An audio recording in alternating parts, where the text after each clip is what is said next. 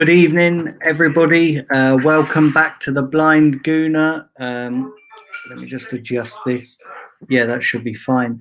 But yeah, welcome back to the Blind Gooner. I hope you're all doing well. I hope you're all having a wonderful evening. Listen, welcome to the watch along of Man City versus Lyon. I hope you're all having a wonderful day with whatever you're doing, wherever you are in the world.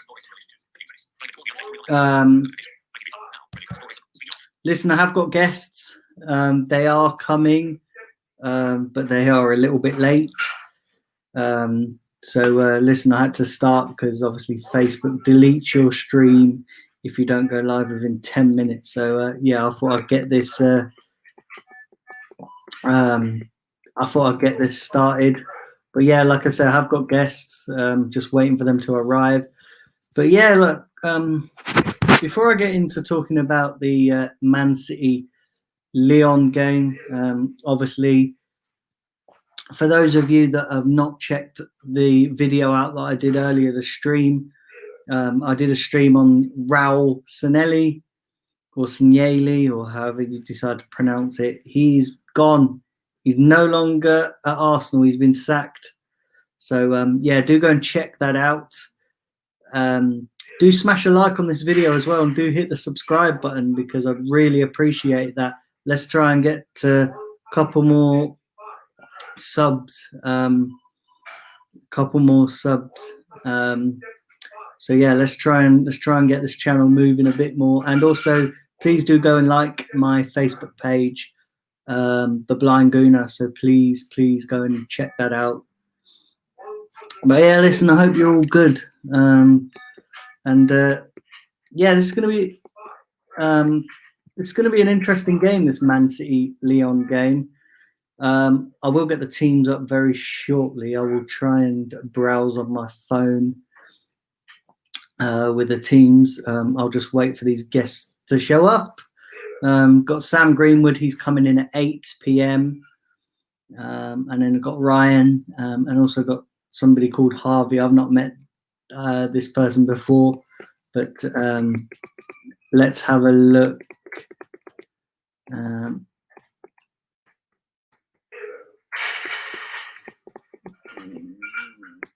Hold on one sec. Let's have. So yeah, I have got guests, but listen, I hope you're all good. Let me read some of your chats out, actually, because there's half an hour till kickoff. So, you know, there's no rush to get the teams out or anything, or read the teams. I'll wait until, but let's read some of your chats. Big up Ilias. Big up Taib. Big up Grant McRoberts. Thanks for tuning in, mate.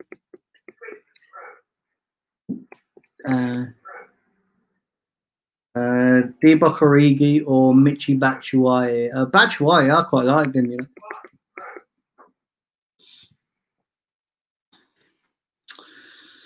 know. So Ilias is going for a Man City. The Mr. Arsenal podcast. Ryan said it'll be 2 minutes, so yeah, big up yourself, Ryan. No rush. Big up Tyrone's Bayern versus PSG Champions League final. Do you know what? That's probably what it's going to be as well. It is going to be a Bayern. It could be a Bayern PSG final, or it could be Man City PSG. Good evening, Omar. Hope you're well.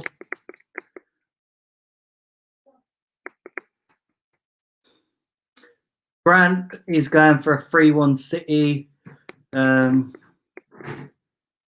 Omar's also going for a 3-1 City.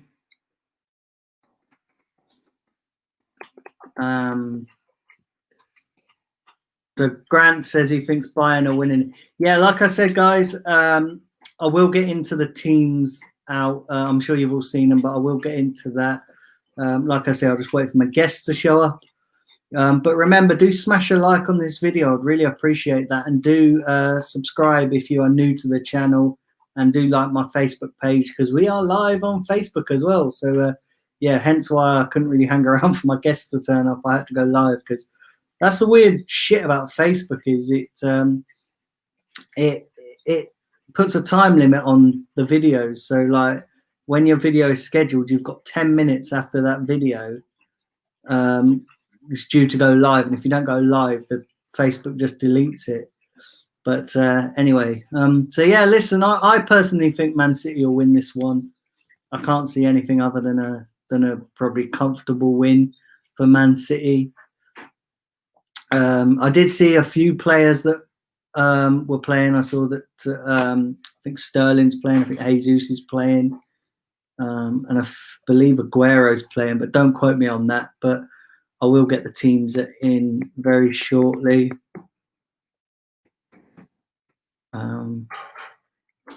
Ilias is saying yesterday's Messi's in worst performance in his whole career. I think it was Barcelona's worst performance, to be quite honest with you, because they were getting battered, weren't they? Getting absolutely fucking annihilated.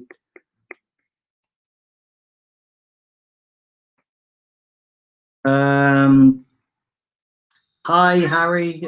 Thanks for tuning in.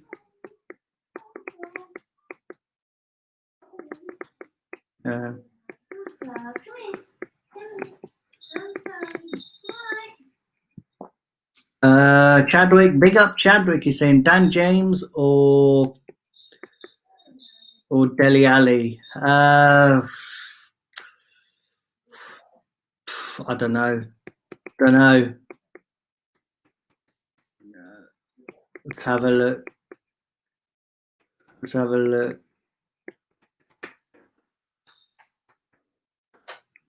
Grant saying, surely that Barcelona manager's getting sacked. You'd think so. You'd like to think so, because they were fucking awful.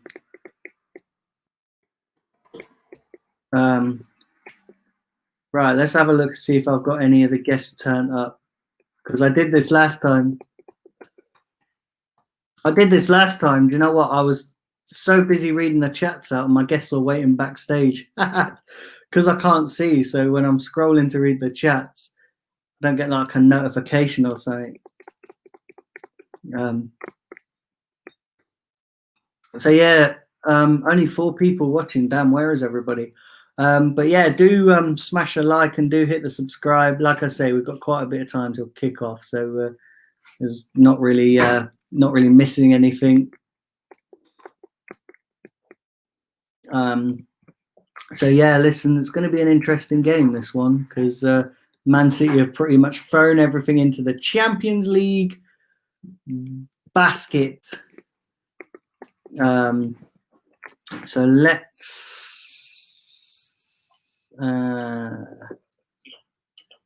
see if I can find the teams. Let's have a look here. Let's have a look.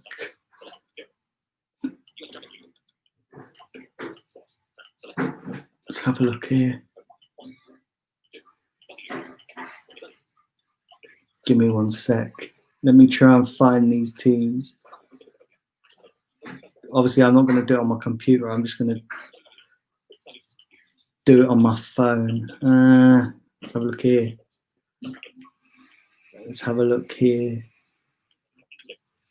There we go. So let's have a look. Let's have a look here.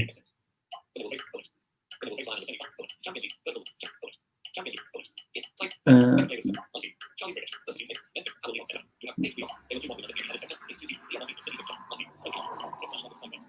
have a look here.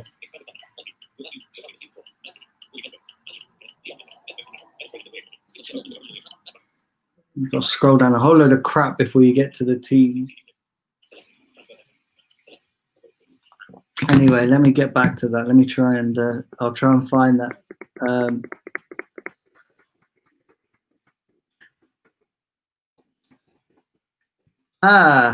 Let me just add in Ryan.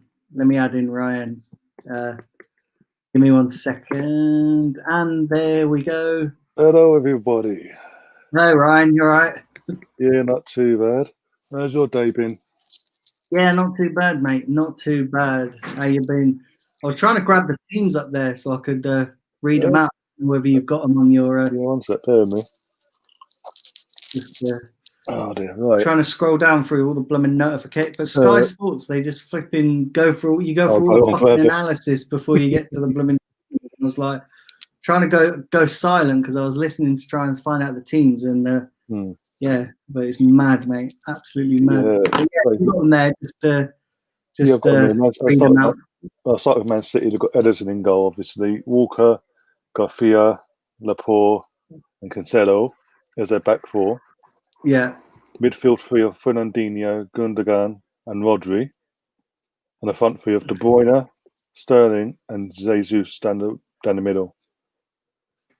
Right. Yeah. Lyon have gone for Lopez in goal. Yeah. Marcel, Denver as a three, with wing backs of Cornet and Deuce. I can't pronounce his name. The midfield three of the guy that we've been linked with, Oyer and Sarkar and Guimaraes, and the front two of Memphis Depay in Kababi. Yeah. So yeah, that's the teams for the Man City Lyon game. Like I say, there's not long until kickoff. There's about a quarter of an hour or something.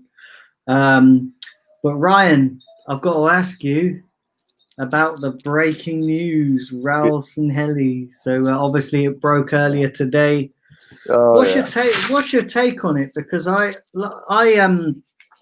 you know, like I said on my stream earlier that I did, and if you guys haven't checked that out, fully go and check that out and smash a like on that video as well. Like I was saying, that it for me, it's obvious that there's something going. You know, there was something going on. You know, I know you said yesterday that they were investigating the Pepe deal and that Raul could leave, and I sort of yesterday I sort of dismissed it because I said, listen, journalists just like to print shit with, you know, just for the sake of printing stuff. And when it comes to Arsenal, we seem to be the journalist whipping boys for stories, for fake news. But obviously this morning it turns out that actually what you were predicting was correct. And you know that they you know that they've sacked him. Listen, I don't buy all this crap that he left. He was sacked. Oh, sacked. He was sacked. Yeah. Yeah, if you look into it and you actually, after the 2 hours, because I did my show an hour after it initially broke on my channel, and there was still more information coming out as we were going live. That basically, in terms of going back to the Pepe deal, obviously it'd been mentioned to be investigated. It turns out the reason it cost so much, it cost with all the add-ons and all that malarkey, was because with agent fees. And because he's best friends with Kia, and he works with certain agents and all that, they're basically saying, "Oh, it's our agent fee," but then they'll take it, then they'll give a percentage, like a backhander, to Raul as a sort of thank you for doing business with us, sort of off the books. Sort of remember when George Graham back in the 90s when he got done for the brown envelope situation, like taking backhanders, this, that, and the other. It's similar to that, and I don't think there's more to it. And I even said in my stream, for someone of his role to have so much power, because I used David O'Leary as an example, because it was well documented that he was involved in the club, and the board the rest of the board wanted to bring him in onto the board in some capacity, and there's a vote. Everyone else voted for O'Leary to come on the board. Raul, the only person that said no, and that was it. And now there's rumors. And I put a tweet out earlier on, like 2 minutes after it broke, because I literally woke up and it was like there. So 2 minutes later, I put a tweet out saying, "Okay, Arsenal, can you go back to David O'Leary and offer him the role that you initially offered him beforehand? Because it's clear that everyone else wanted him on the board apart from Raul." A few hours later, his daughter, because I don't tag anyone, his daughter's found that and liked it. So you tell me this. Who liked it? Who liked it? Sorry, David O'Leary's daughter, Kira O'Leary. Yeah. Do you know the thing is though, right? And I've said this for a long time, and I was talking to a mate earlier because when the news broke, he was coming round and we went to take my dog out and stuff, and he was telling me that he read an article saying that this agent, Kia Sriracha, whatever his name is, I know you're about. Apparently, he was leaking Arsenal internal stuff from Arsenal before it was Arsenal had announced it.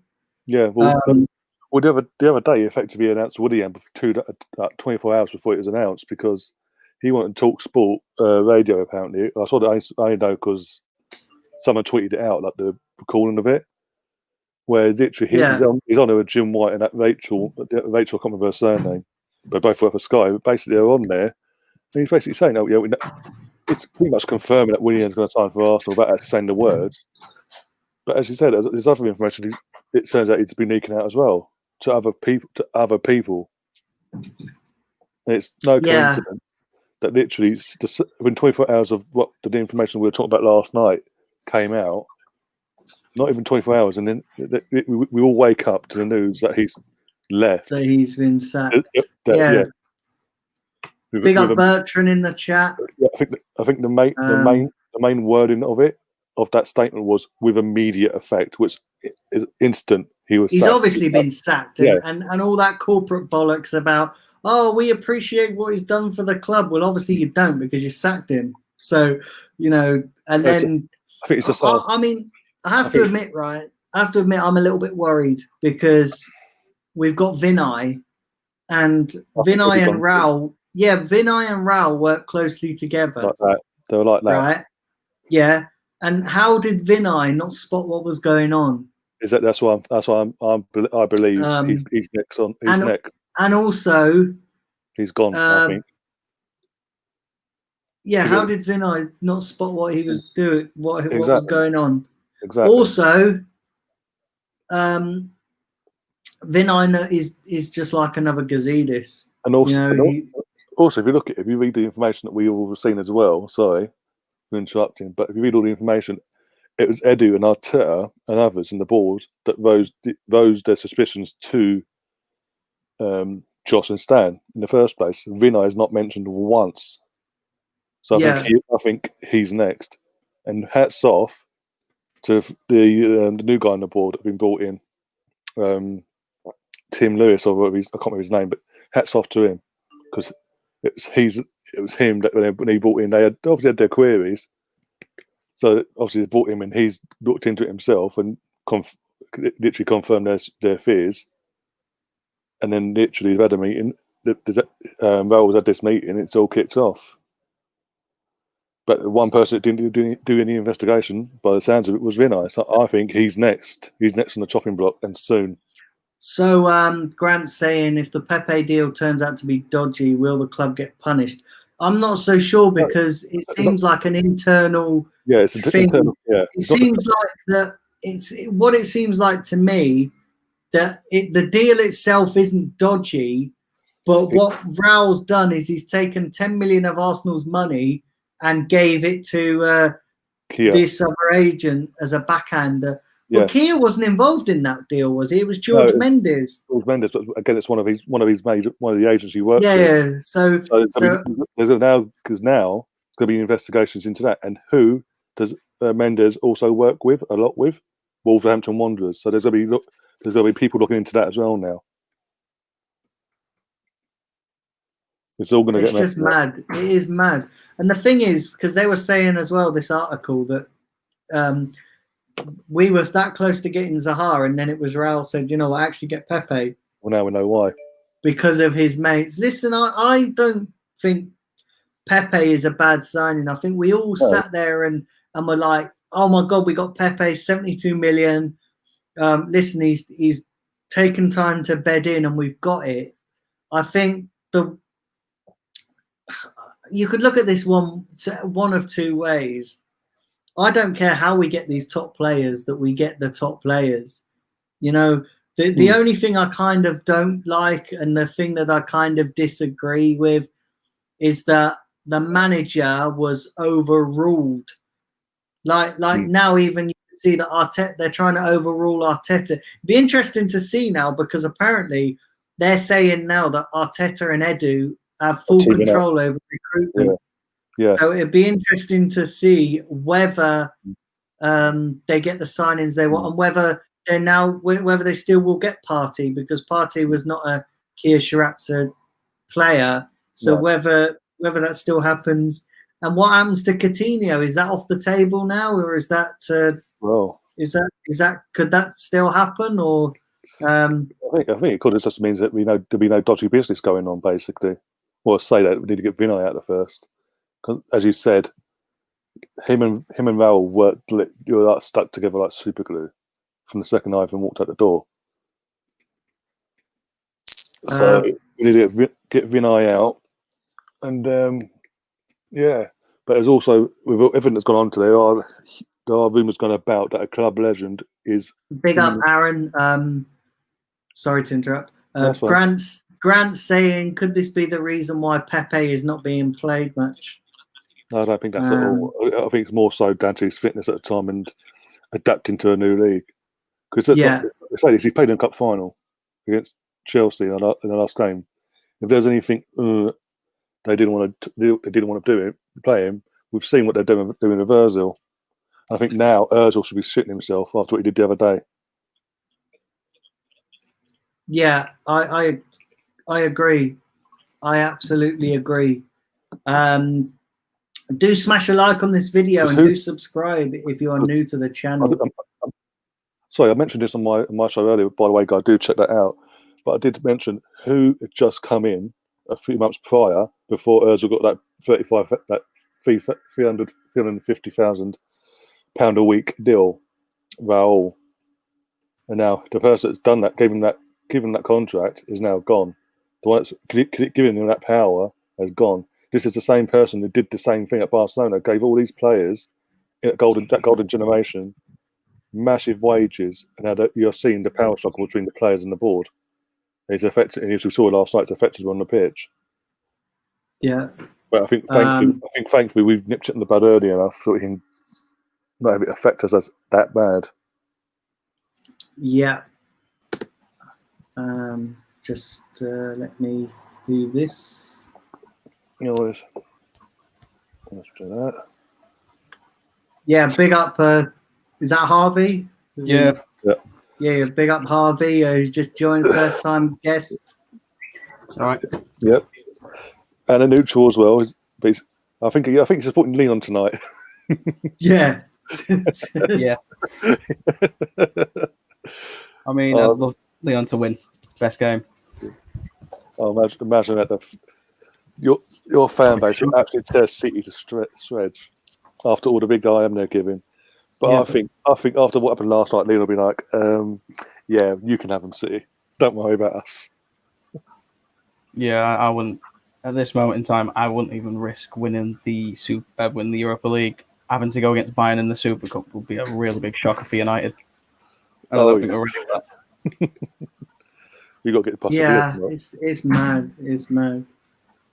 But yeah, do just before we move on to this game, do fully go and check out the show that I done earlier, where I talk, what me and Ram were just talking about with the Rouse Nelly stuff. So do go and check that out, and also go and check Ryan's channel out, the Mr. Arsenal podcast. Yeah, do fully go and check that out as well. But yeah, this should be an interesting game. Actually, I do believe that.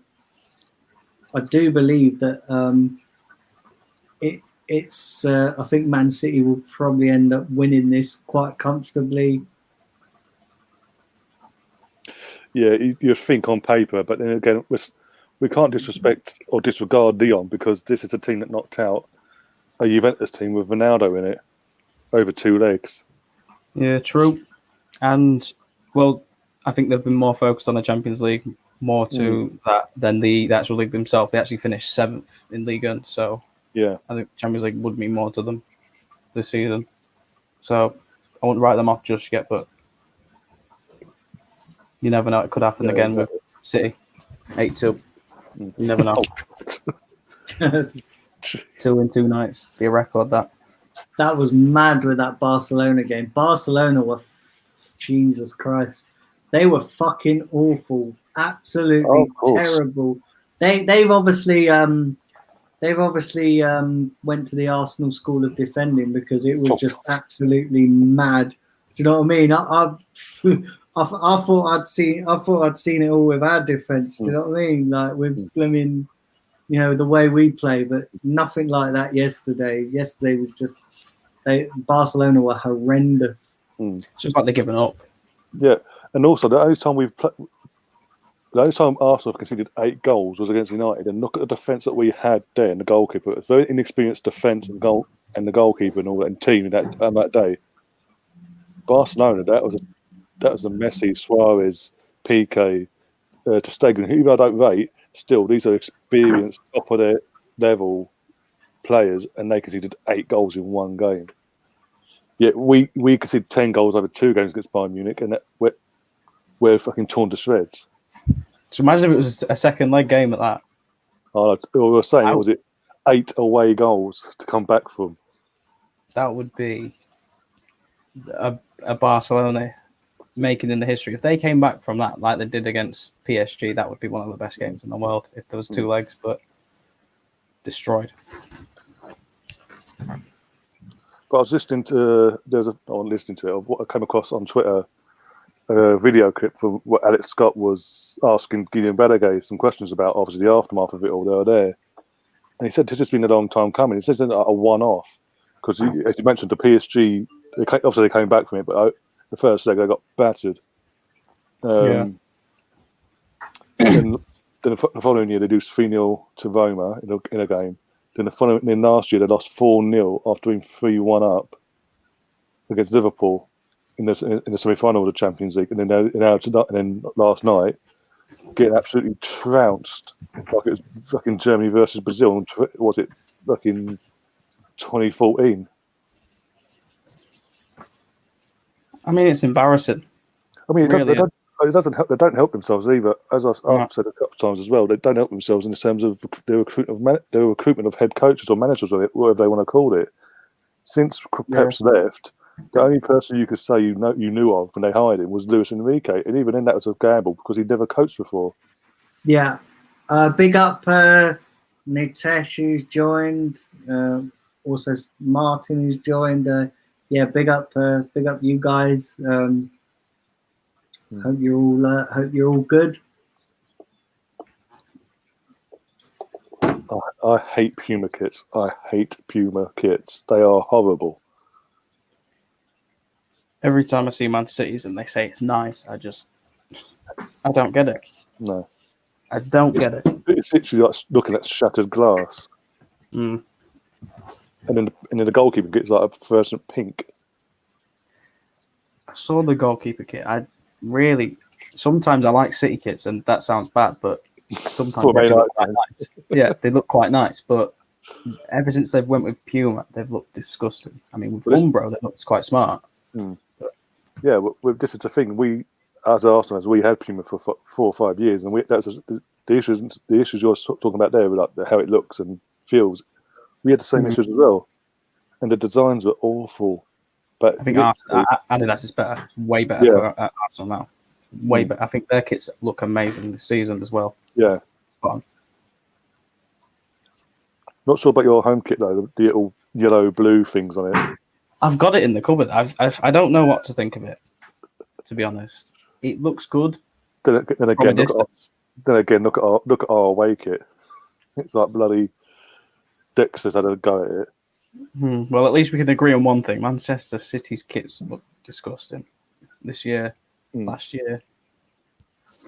But so Puma shirts in general are so uncomfortable to wear. I'm a large, and everything I wear are larges. When we had Puma, I bought larges, and they were so tight. Yeah, they're all really tight. Yeah, even the player said it was too tight.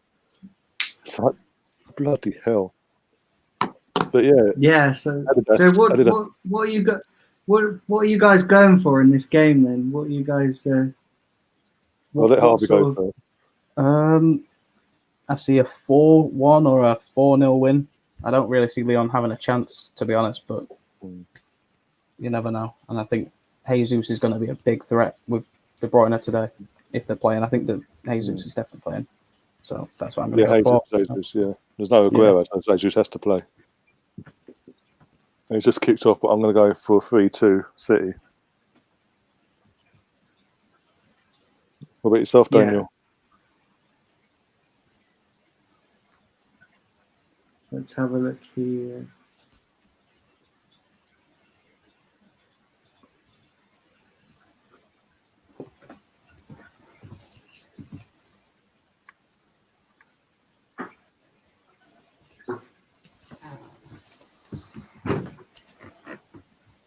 So yeah, it's just kicked off, and everybody goes quiet. I think we're waiting for Sam as well. I think Sam's going to join us. Yeah, he's due on soon. If he pops in the private chat, I'll let you know. Yeah. Let me know if he's in there. It's a weird kind of lineup for City. Yeah, I was going to say as well. It totally goes against what they usually do, but yeah.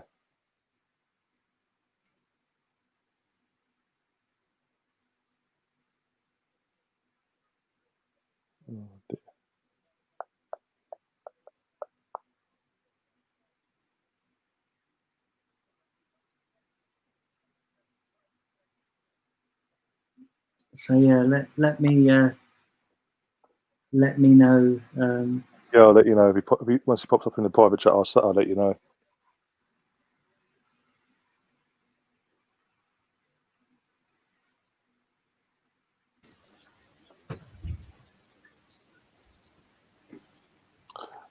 Whilst we're waiting for this to sort of kick in, what do you think your chances are of Sevilla tomorrow? Well, I think Sevilla have won it 5 times, something like that, the Europa League. So they've got a really good experience of winning games against us as well. They won us in the Champions League, so I think they have the upper hand against us, to be honest. But if you look at the players we've got and the money we've spent on the players, you'd expect us to wipe the floor with them. But I don't know at the moment. I see a 1-0 win. So you reckon it'd be a tougher game than what people are saying then? Yeah. I reckon so. Look, as you said, Sevilla have got form in this competition. There are no mugs. My City are through. Fucking got off there, Lyon. Scarf's defending from their number 5.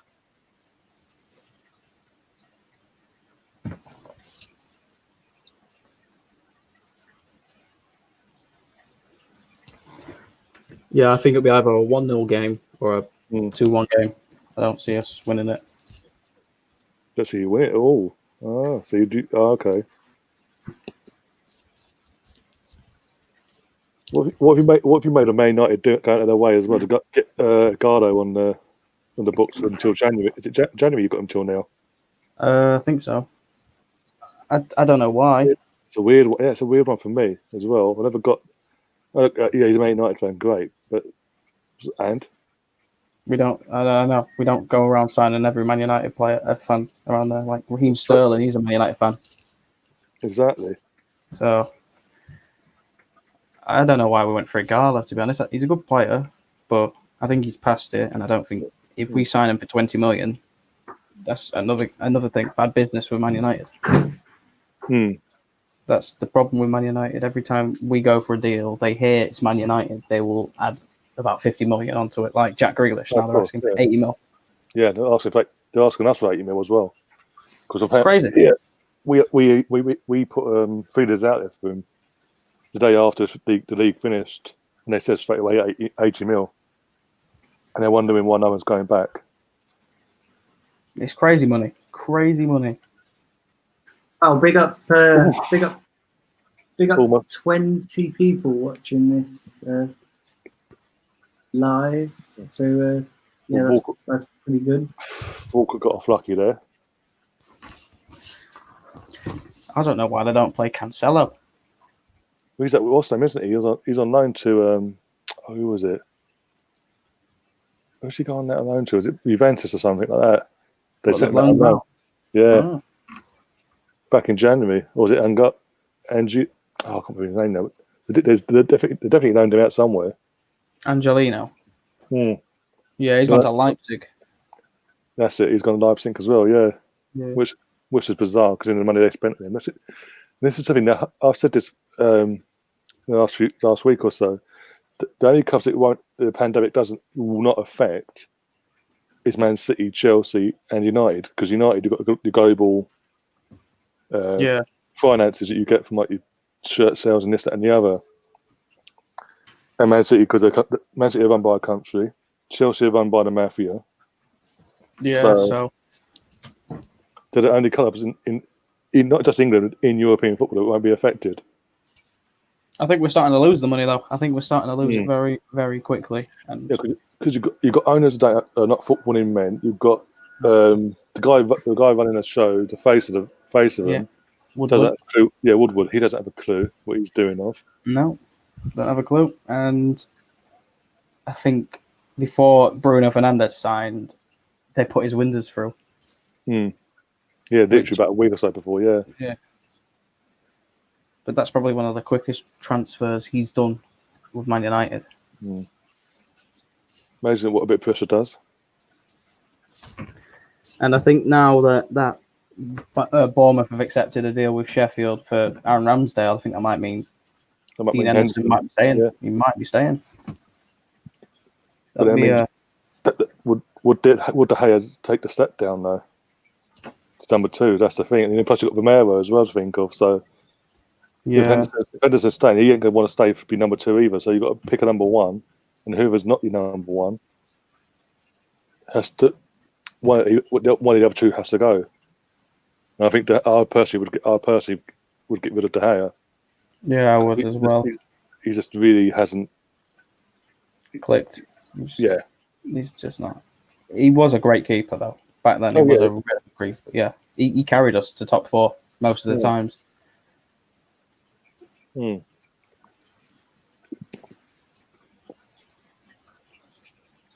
But whatever happened when Mourinho came in, since Mourinho's come in, that's when he sort of switched off, and it's never recovered. Yeah. Mourinho made everything a bit crazy. Like he wanted Martial out. He wanted Schweinsteiger as well. He made him train with the reserves.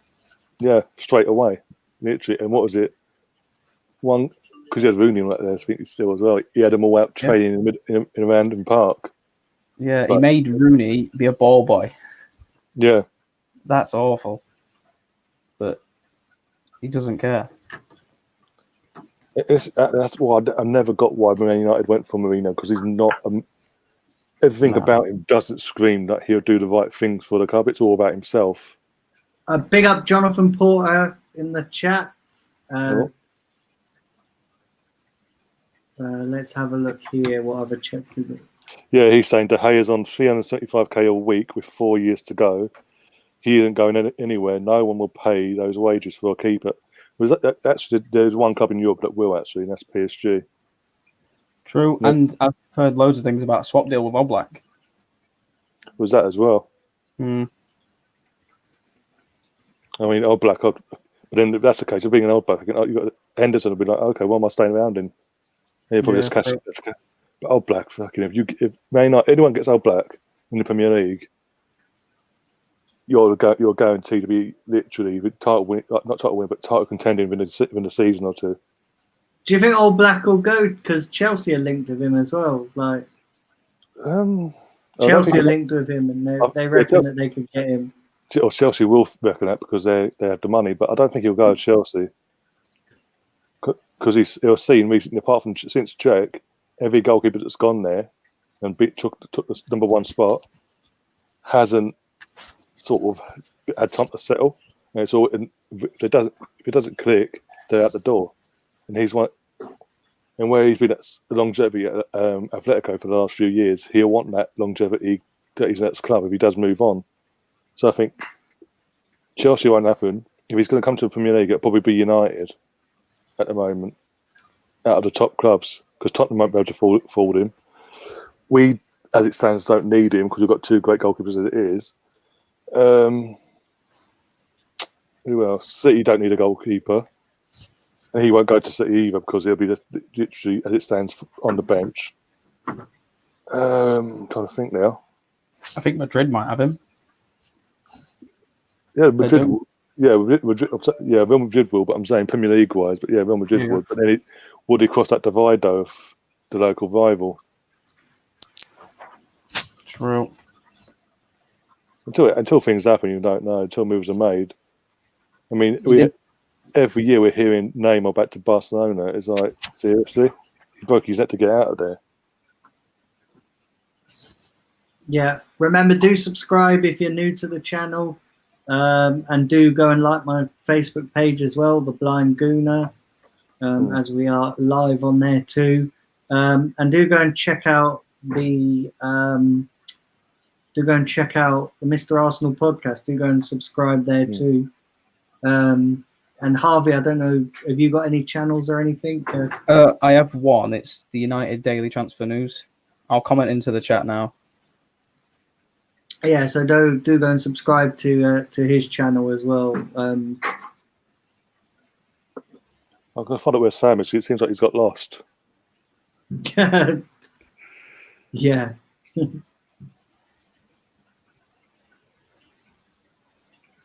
So yeah, big up everybody.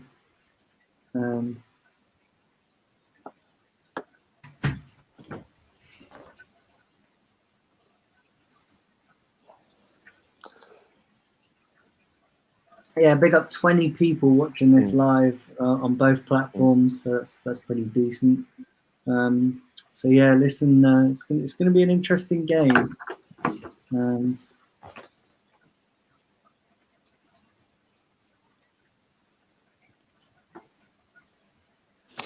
Jonathan Porter in the chat, by the way, his recent comment: Barca are knackered. They have Coutinho, Dembele, etc. that are almost unsellable due to the fees and the wages they're currently on, and in the current market as well.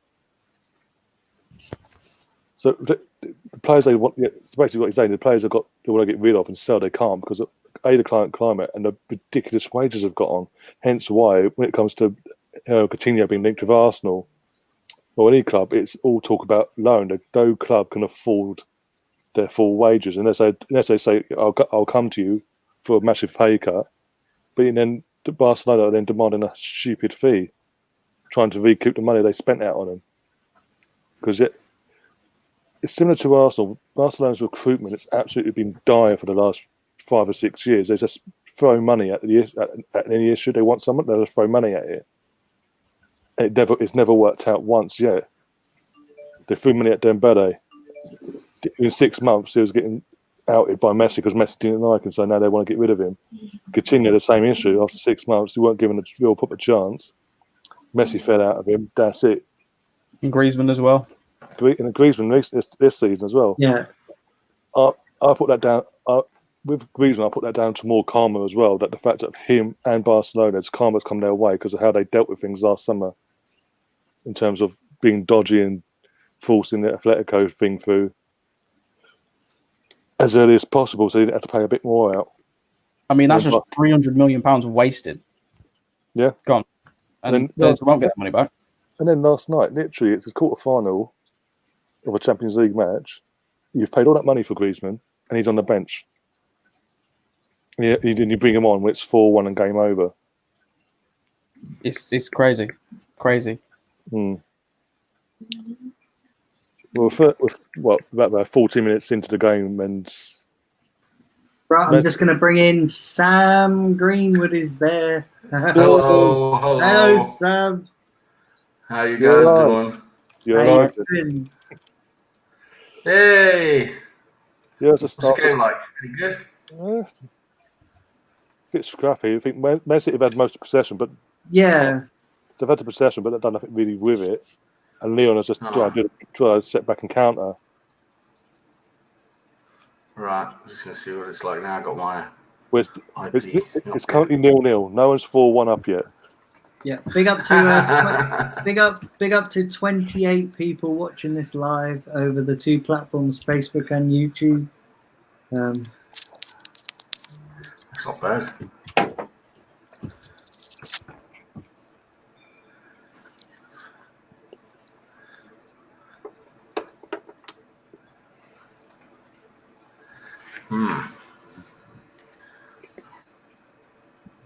Oh dear. Heavy favourites, aren't they, City? Oh, heavily favourites, yeah. And I was jokingly saying that after last night's humiliation that Bayern Munich handed out to Barca, that Lyon will probably think of it and go, actually, you know what, Man City, you can have it. You can have you can go through. We don't fancy getting humiliated.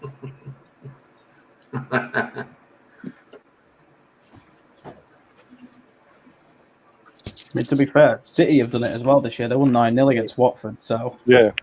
they're capable of scoring goals as well as Bayern. So I think that might be a massive game, this semi-final. But I do hope Leipzig win the Champions League. That's my only team that I would like to win it.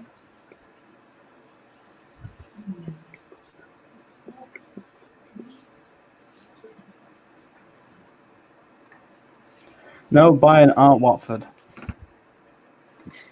If I can imagine that. Timo Werner would feel like a prat, wouldn't he? If we say win the Champions League, he doesn't even play. Yeah. He won't get a medal either because Leipzig have said if we win it, he ain't getting the medal. Yeah. He doesn't deserve it. No, this is what I said. I said that as well. I agree with him because when they needed him most to stay on for literally a couple of games. No. My fitness on my new club is more important than the Champions League. Jesus Christ. You guys in the chat put weird shit in the chat. So, especially Chadwick, thanks for telling us that, mate. Oh, got to love Chadwick. Hey, Chadwick, where's the donations tonight, by the way? No excuse tonight. Those are people saying Wenger's on his way back to Arsenal now, Raul's gone. That's why he got stacked. I knew it all along. No, but Natesh won't be happy with that. Natesh wants him to go back. Natesh wants Wenger to go to Barcelona. Yeah, a big up Bradley. I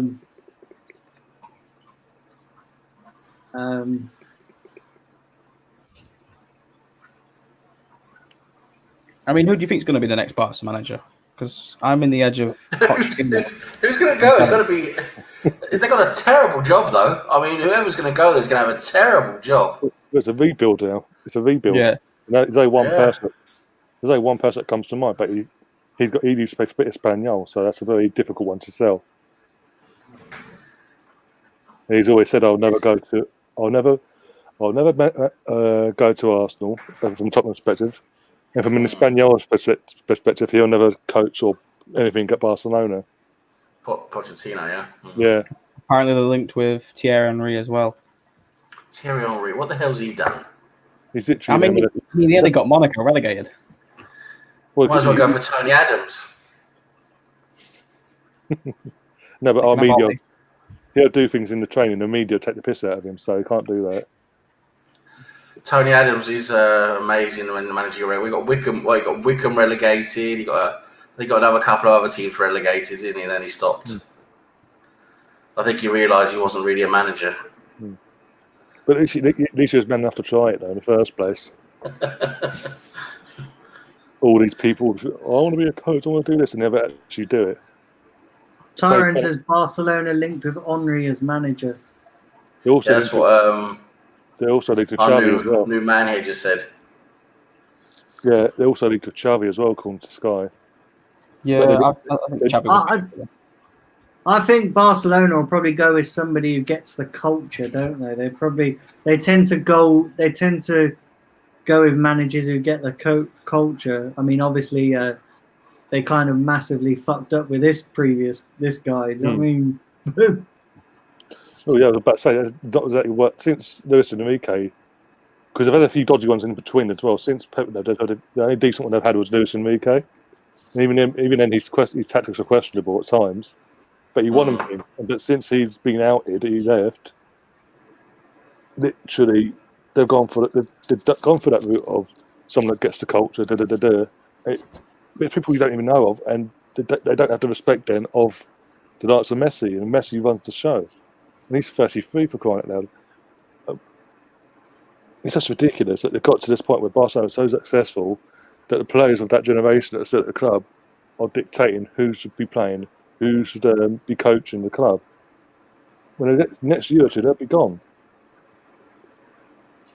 Yeah, it's a bit of a shambles, isn't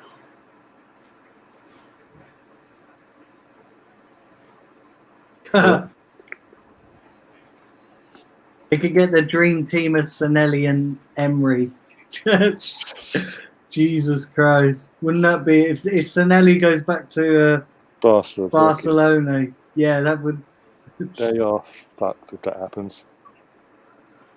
Sam, what do you make of this whole?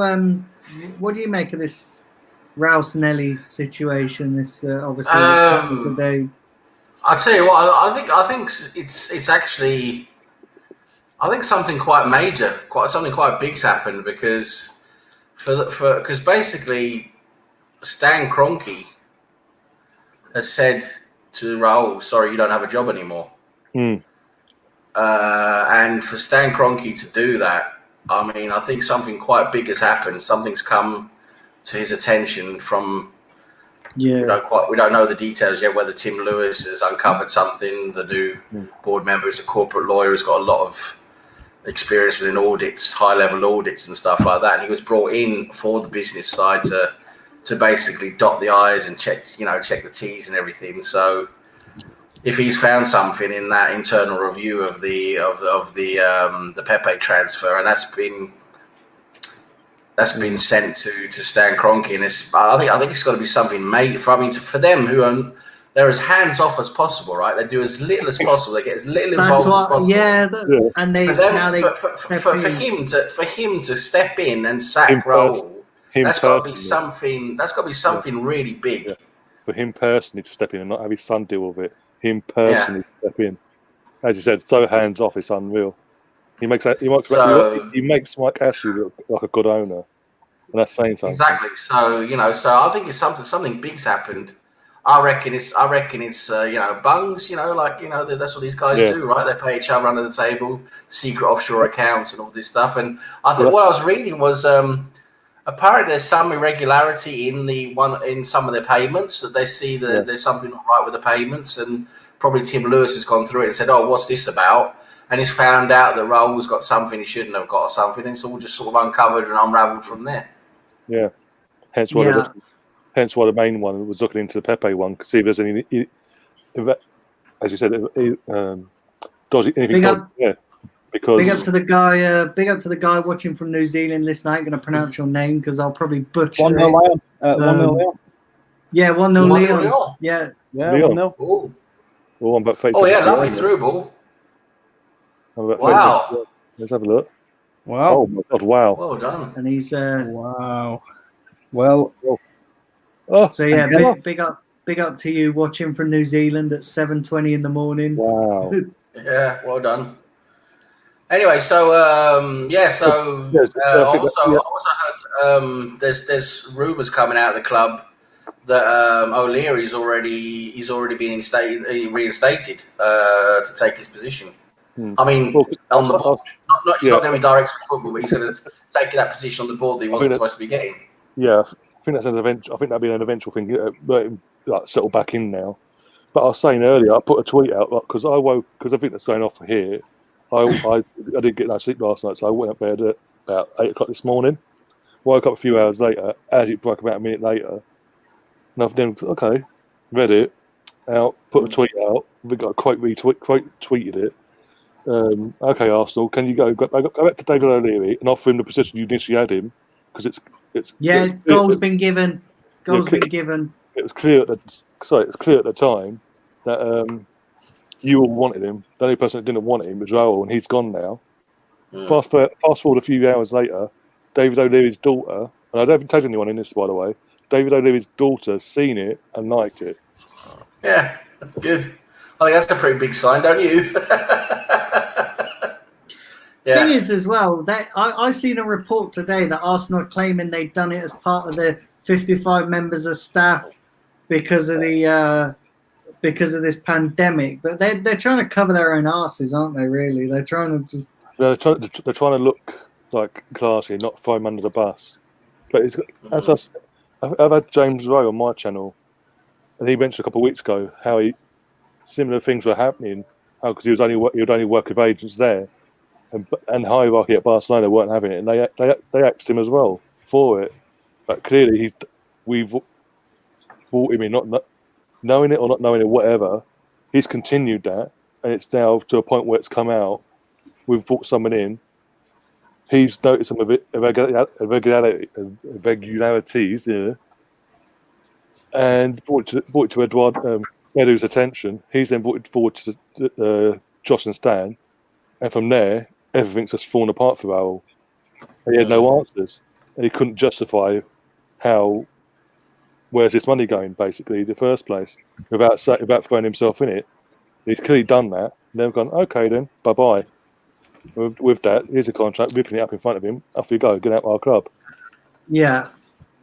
Because if the rumours that are being put out there are true, he's effectively committed theft on his own boss, took money off his own boss without being legally given it. Yeah, no, it's a big thing. To be fair, Ozil's been doing that for the past year or so, and no one's pulled him up on it. That's you know what I mean? That's what I said earlier, Daniel. I think now, with what's happened to Raul today, after what Ozil did the other day with David Ornstein, he should be shitting himself right now. Because he came across I'm untouchable. He did. He threw a lot of the hierarchy under the bus. Which, don't get me wrong, they do deserve it. Do you know what I mean? They do deserve it. But listen, you don't bite the hand that feeds you, do you? And Ozil well and truly did that. But at the same time, he threw the hierarchy under the bus with certain comments he made in that interview. But also, he made himself look worse as well. At the same time, he didn't come out smelling the roses himself. Tyrone's asking, which Juve player would you take for Lacazette? Oh. Well, we're not getting Coutinho, Dybala. As long as he's not linked to Kia. Dybala then. Yeah, good luck getting Dybala. No, if he's not linked to anything's possible. Lacazette versus Dybala. It'd be like Lacazette plus 100 million then. Right, I'm trying to be realistic here. It's either that or I could have done an attestation on Ronaldo. I mean, we nearly got him for Lukaku, so anything's possible. Yeah. If Tottenham could almost have him last summer, we've got more chance. We've got more money than them. Come on. Yeah, but his wages are just 500k a game. Yeah, a week. You'd have to take the pay cut, obviously. You'd have to. For Juventus to sell the likes of Dybala, Ronaldo, Ramsey, anyone that leaves there, they have to take massive pay cuts unless they're going to fucking PSG. Definitely. Or this lot. If he joined, I reckon that there'd have to be more than 55 redundancies at Arsenal. Way more. Yeah. A lot of people would be out of a job. Oh dear. No, but at least we won't to see what happens now, though. At least we won't be doing. At least we won't do what that lot down the road did and charge the council for using it as a fucking food bank. Yeah. Tasteless, isn't it? Exactly, and yet we got nothing really was made of it. It was reported, but nothing really made of it. Yet Sky Sports constantly for the next 2 days after it came out about the redundancies kept going on about it. But it's okay for our own rivals to go, okay, you can use our stadium for a food bank, but guess what? We're going to charge you a daily rate of 50k or 50k a day or something like that. I think it's like 30k they charge them for. It's absolutely ridiculous. But to be fair, one of these shows is bigger than the other. I mean, if you're laying off 55 staff, when you know. I know, but you know what I'm saying. Yeah.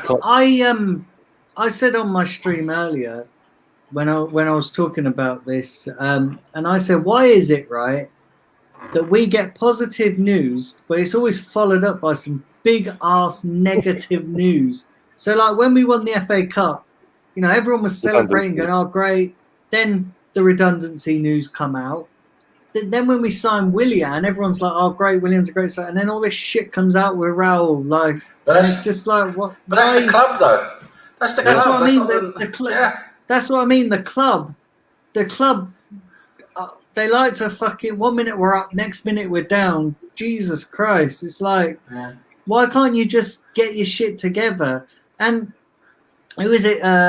Jonathan Porter said I think it was Jonathan Porter said in the chat. Said, how did Edu and Vinay not know what's going on with Raul? If they claim to be as close to him as they say, how did they not know? Edu, not so much, because listen, I think he just came in, so he was unaware of what the situation was. Whereas Vinay got promoted with Raul at the same time as Ivan left. So they've been working together for a year and a half before they put Edu in. Yeah. No, it stinks a bit, doesn't it? It stinks a bit. But the thing is now, who's going to do all our recruiting? Because I mean, Edu. Well, apparently Edu and Arteta. Apparently, it's going to be left between Edu and Arteta to do the recruiting. Well, on the one hand, then I'm happy with Arteta because then at least they're going to go for the players he wants, right? Yeah. And that's why I like it that Raul's gone. First of all, of course, if he's done what he's done, he should never be at the club, of course. But I like he's gone because now he's not going to put his big, greasy, fat fingers on everything and ruin everything, is he? So I love how you went greasy, fat fingers. Like, so he doesn't. He's not going to ruin everything. He's not going to ruin transfers by buying players that we don't want. He's not going to go into his little black book and call Kia every time we get a player. You know, I mean, with Arteta doing recruitment together with Edu, we might actually get some players he wants. Yeah, but I was also saying, because obviously Kia's not Pepe's agent; it's the other guy, George Mendes. George Mendes. Mendes, he's another big one, isn't he? He's a big one who actually works predominantly a lot with Wolves, with all the players that they have on their books. Predominantly, he's agents. I mean, he's the agent of most of them players. And if there's been something dodgy there, then questions will be asked of the Wolves situation as well. Suddenly, I mean, this could have repercussions. It could. You know, it's only just happened, hasn't it? So this could have repercussions if there's an investigation launched into this. You know, it could have repercussions. Well, apparently, I also sent you in the group chat on Twitter. Raul's put out a statement which one of the journalists have now screenshotted and put out there. But I haven't read it properly. But I put it in the group chat for us to read at half time. What was he? Was he sacked or something? Did he say he was? Did he put out? No, he's like a PR sort of thing from what I can make out. Oh, okay. Yeah, we'll read that at half time. We'll read that at half time then, and there can be a half time discussion. Tell you what, Mayman's going to be happy. But Mayman's going to be happy if Lyon win because he's done an aggregate today. I think it was 5 games or something, like some of the Norwegian games here, and then this game he's gone for Lyon to win. And if Lyon win, he gets like 500 quid, and he bet like 30 quid or something. Jesus, fair play. If it comes through, like fair play. Do smash the hell out of that. Do smash the hell out of the like button, people, and do subscribe to the channel if you are new. So, who do you think Arsenal mainly need in this season? Then going into this season, we want to get top 4 to potentially win the league next. Who do you think? Defensive midfielder, an attacking midfielder, which we've potentially now got with Willian, and we need another. I still think we need another centre back. And if we can get it'd be interesting to see whether they do go after Partey now, because that was their number 1 target last summer. Before obviously we went to get Pepe. So it'd be interesting to see whether now that Raul's gone, we go after our number 1 target. And I know that Arteta wants Partey. Yeah, he was the one that says, "Listen, we want Partey to come in." So, and it'd be interesting to see how much they listen to Arteta rather than just letting him talk and then go, actually, we should think you should get this player because we can't afford this player. And Well, so, again, going by last night on Twitter, the amount of people going, like media and all that, saying it's pretty much Partey's pretty much a done deal now. Apparently, apparently it's going to be a 4-year deal. He's going to X amount of wages a week, whatever. And it's literally just a matter of time, not if, but when it's announced. Who's that? What with Partey? With Partey, yeah. But it's the same people that are talking about Raul as well being sacked. So they think Partey's going to stay at Athletic or come to Arsenal. No, come to Arsenal. Yeah, I hope it happens because he was left out, wasn't he? Yeah, the other night he was left out. They're saying it was a small injury, but you wouldn't. With an injury, you wouldn't have him on the bench. I mean, No. you would take him out of the matchday squad. Yeah. Yeah. I mean, that's like saying Ozil's got a back injury, but we're going to put him on the bench anyway, give him half time. Tyrone says Real Madrid wants to buy us back. Yeah, I'm quite worried about that, to be quite honest with you. But there's not a lot we can do. Real Madrid don't want to loan him, don't want to sell him because Zidane still doesn't want him. And there's not a lot they can do though as well. Yeah. Remember when we recalled Nketiah back from loan and Leeds? Yeah. But with Real Madrid though, they don't want him. They want to sell him though. They don't want to loan him. And Zidane's made it perfectly clear now. No, not part of my plans anymore. So, but they're asking for 35 million for Ceballos. It's not a bad deal, to be honest. He's a good player. But I think if Partey you can wants get Partey, 200k a week. Great player. Partey is a great player. Tyrone. I think United. I don't know. The thing is, we could pay it though. This is what really annoys me, and it's like I said earlier. Why is it that when Chelsea want a player, they go out and get it. They make it happen. Do you know what I mean? When we want a player, we spend so much time trying to haggle and fuck it up for the best deal possible. Why don't you just go and pay the damn money? Do you know what I mean? Just go and pay the money. So I did bring this up on my stream as well earlier on. That obviously go far back when Ivan was in charge. He used to dilly-dally, try a penny pinch, and the deal would go dead. And then after he left, Raul's obviously come in and took over with Vinay. And the deals get done, but they take fucking forever. It's like the worst kept secrets, like Willian this recently. We knew that was happening, and how long that took to come out. It took the agent to go on the radio station for it to come out the next day. Kieran Tierney, all summer that took. So to be confirmed, and we knew that was happening. We all knew it was happening. It took all summer. Ceballos was alone, and that took 2 weeks longer than it should have to be announced. Yeah. Even this Aubameyang situation, we all know it's done. He signed, but it's taken so long to announce it. And now the question is, if now Raul's gone, will things start speeding up now? If things start speeding up, then there's more question on Raul then. Well, Jonathan Porter said that maybe Arsenal will want to get Partey done to cover this whole shit up because there's going to... I've not seen... listen, I know there's been a lot of negativity at the club with our hierarchy because for not getting the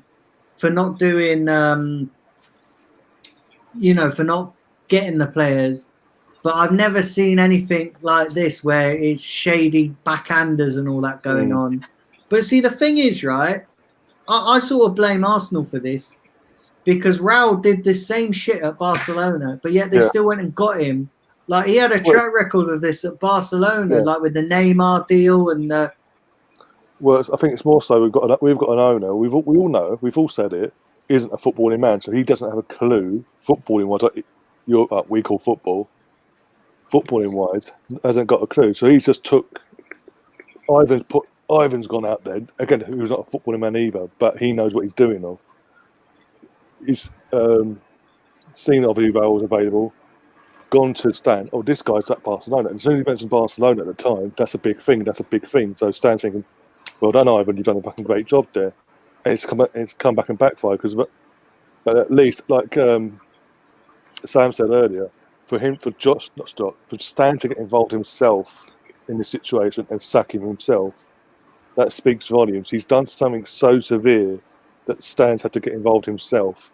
Usually, when something comes up, he passes it on to his son, and his son deals with it. Whereas it was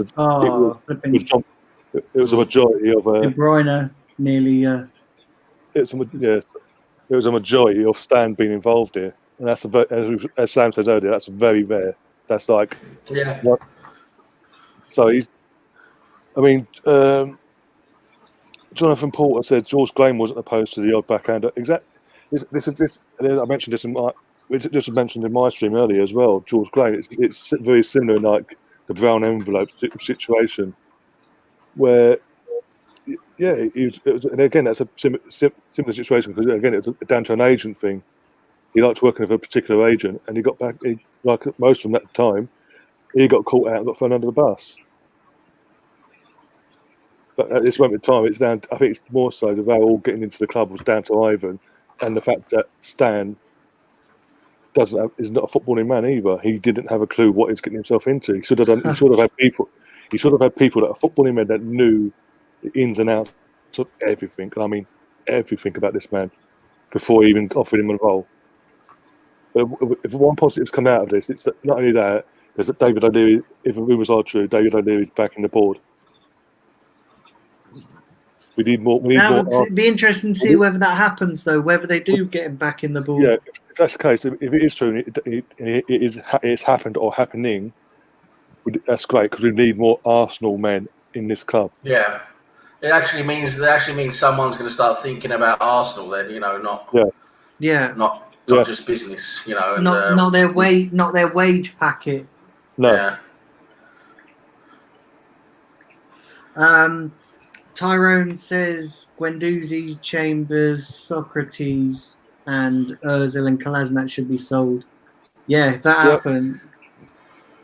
Can't see Ozil going though. I think he's well and truly. Well, we need to get rid of him. We need to give him that money and just tell him to fuck off. I mean, we can't have him sulking in the background the whole season. I think with what's happened today, with Raul being sacked, it's not a matter of if it happens now this summer. It's when Ozil's either chucked out or sold. Got to get rid of him. Just negotiate a package with him. Say, okay, how much you want to go? Yeah. And that's it. Just put him on the first flight from Luton to Turkey. Yeah, easy jet to Antalya. Sam's biggest fan is in the chat, Taib. Hey, big up everyone in the chat. I saw Chadwick was there and Taib, the Poon Master, Jonathan Porter. Jonathan Porter, we should have him on. Jonathan Porter, we should try and get him on. He's got so many good points and views. Yeah, definitely. Chadwick's asking Harvey, what does he think of Bruno Fernandes's diving? I don't know what you're on about. I don't know. Do you think with his diving he should get an Oscar? I don't know. Where would Bruno Fernandes be without penalties? Honestly, he'd have about 3 goals, wouldn't he?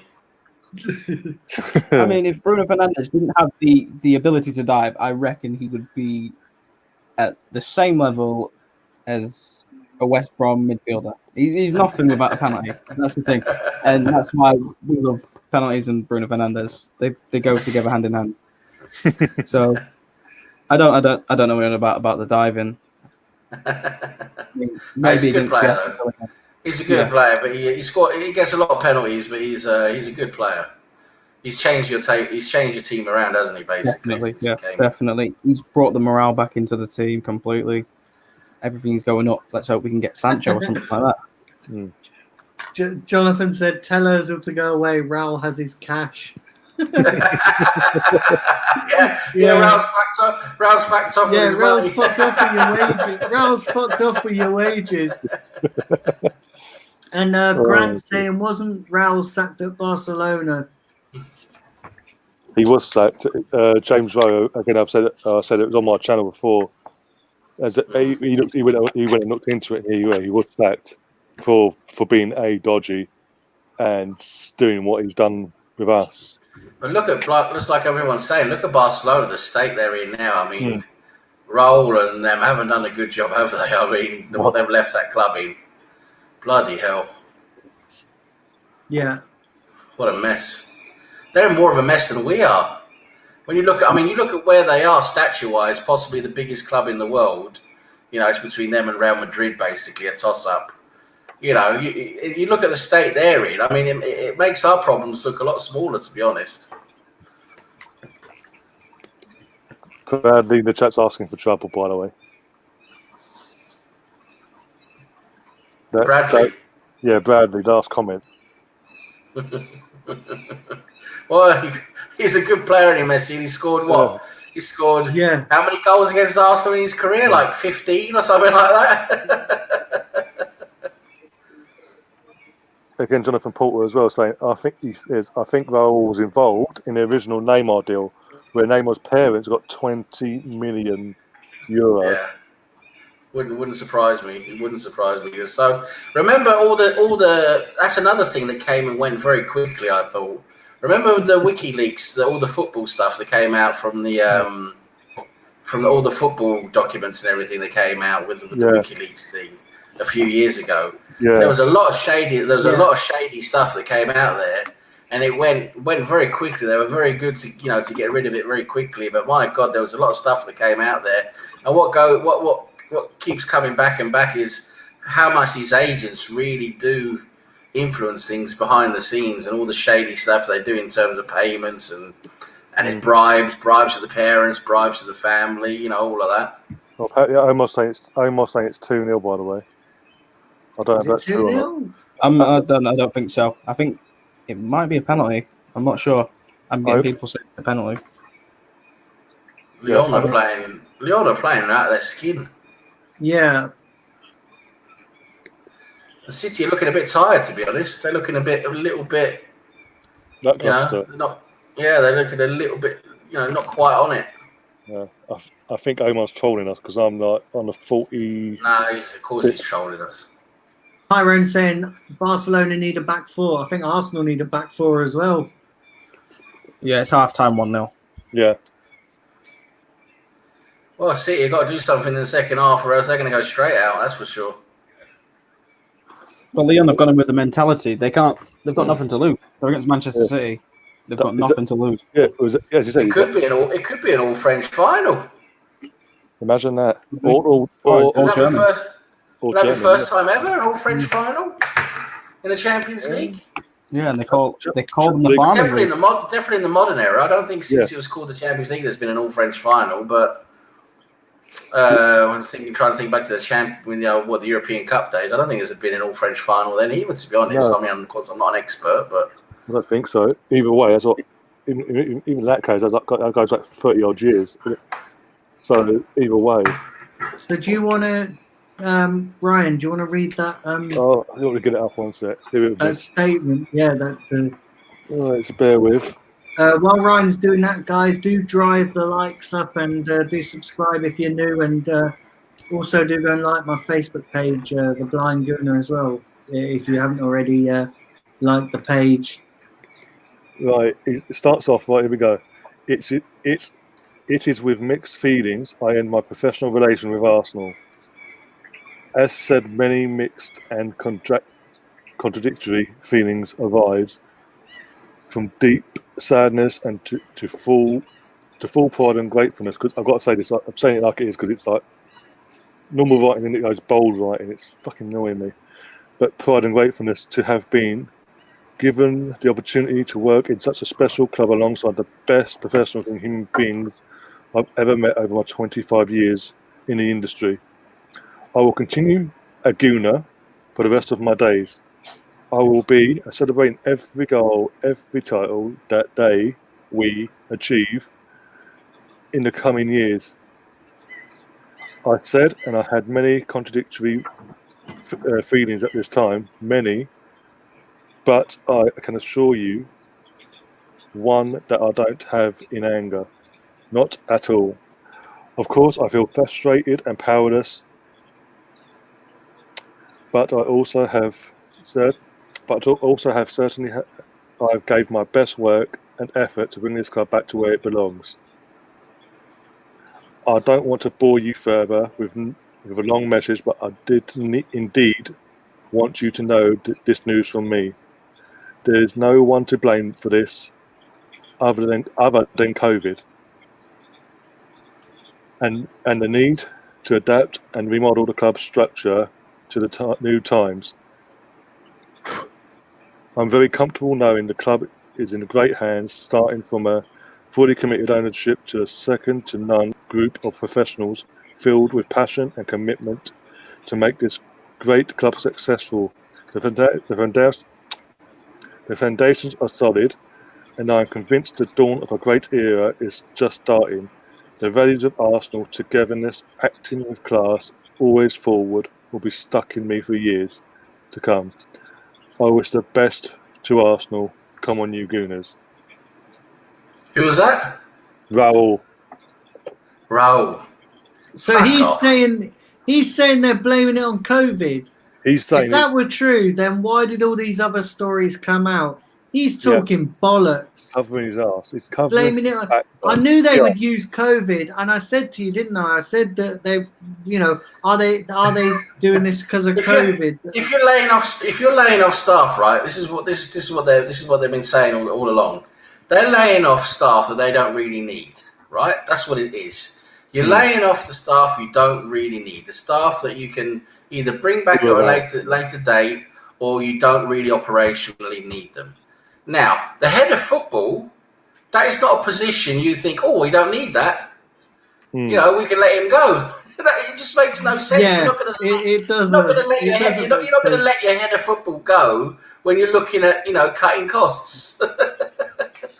But they're claiming that they don't need a head of football or recruitment team. So this is what I don't get. So was Raul in charge of recruiting? Because I thought a head of football isn't in charge of recruitment. You'd think that would be down to the director of football, Edu, and Arteta. Hence why they got a director of football to liaise with the head coach and then go back up to go with to go to the high. He's the director of football is the intermediary between the head coach and the hierarchy above.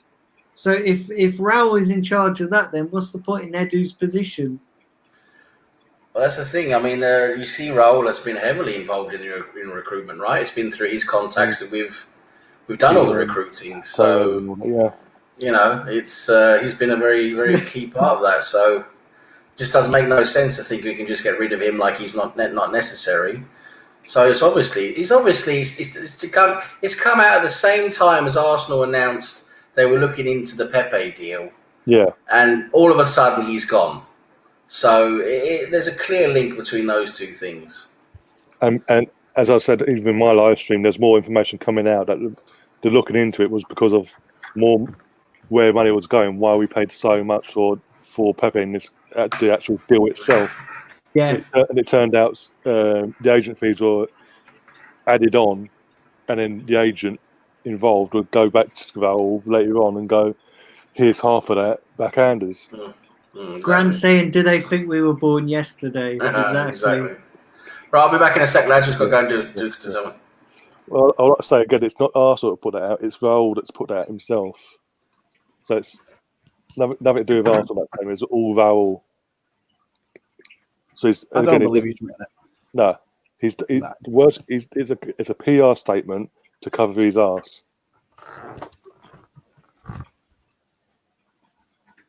He has to put the things about "come on, you Gooners," just to try. Yeah, I bet he said the same about Barcelona when he left there. Oh, I'm going to be following Barcelona for the rest of my life.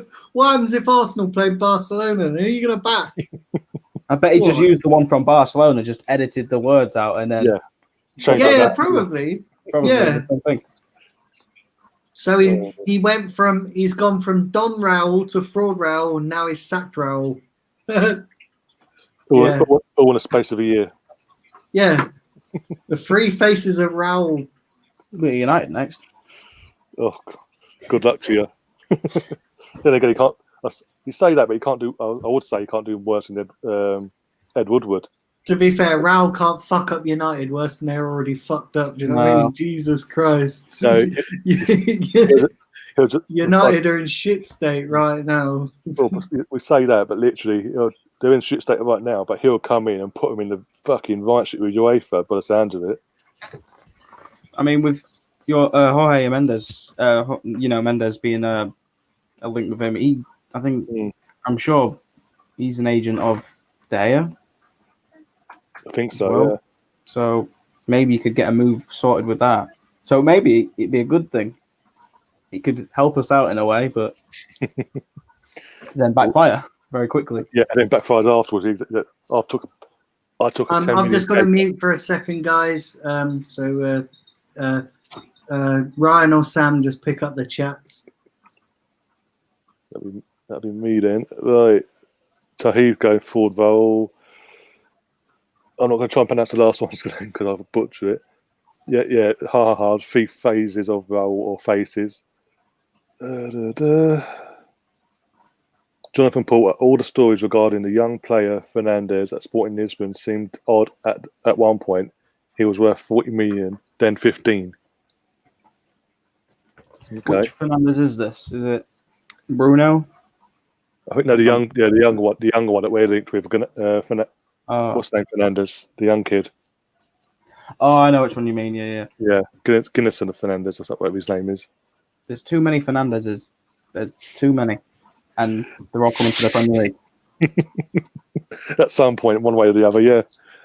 And they're all coming from Lisbon as well.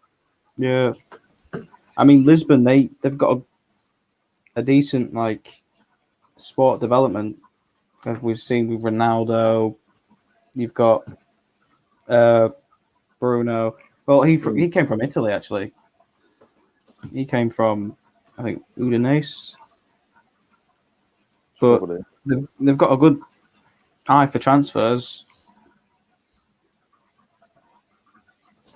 and they don't really charge much. I mean, 50 million for Bruno. That's pennies, yeah. Yeah, that's for United. That's pennies, and we paid 80 million for Maguire. I still don't know why. Chadwick in the chat. I swear I saw Raul in London in a London restaurant arse grabbing this bird. Like Raul is like 5 feet tall. Fucking hell. Wouldn't surprise me. Nothing surprises me anymore in football. Tahib saying newspapers put out so much crap. They do, and everyone saw this during the peak of this pandemic in the UK. The amount of crap they came out with just to sell papers and get clicks and retweets and this, that, and the other is absolutely ridiculous.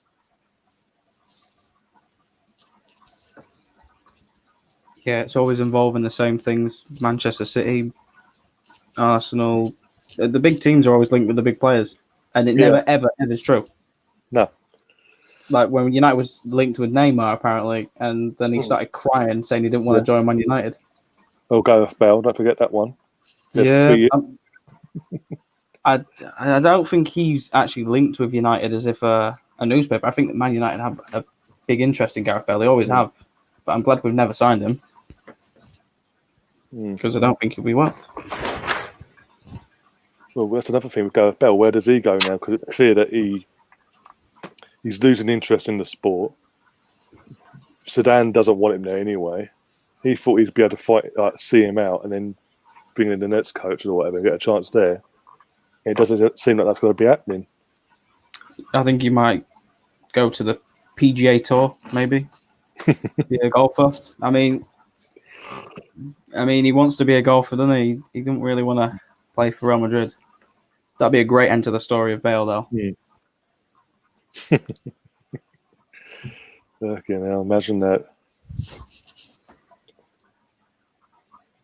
Tyrone has said, "Do you think Arsenal will sign Gabriel?" I don't know now. I actually, before this kicked off today, I would have said yeah. But the fact that he's linked with his agent is that Kia guy. I'm now. I have no idea. I'd like to, but I don't know anymore. I think it's highly unlikely now because of getting Raul off the books, we're going to lose the likes of Kia. Yeah. Which is not a bad thing. We've been linked with him as well, I don't. It was us, yourselves, and Napoli. I think he'll go to Napoli. I mean, they're looking to offload on on Koulibaly, getting him off to Manchester City, and I think they'll get that deal done.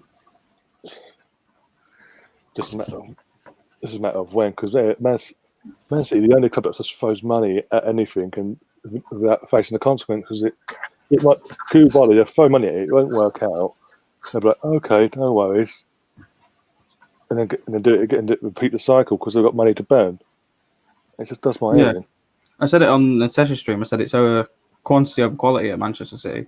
Yeah. You know what I mean? They always buy players. They'll buy them cheap. They don't matter if they're good or bad.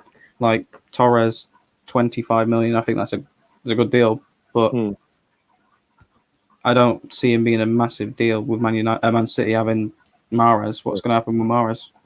Exactly. Bernardo Silva as well. Yeah, they just stock up on players they don't need. No, they're doing what Chelsea used to do when Chelsea first came into the Russian mafia money, and basically just buy players for the sake of it, just to make sure that their rivals didn't buy them themselves. That's all they're doing.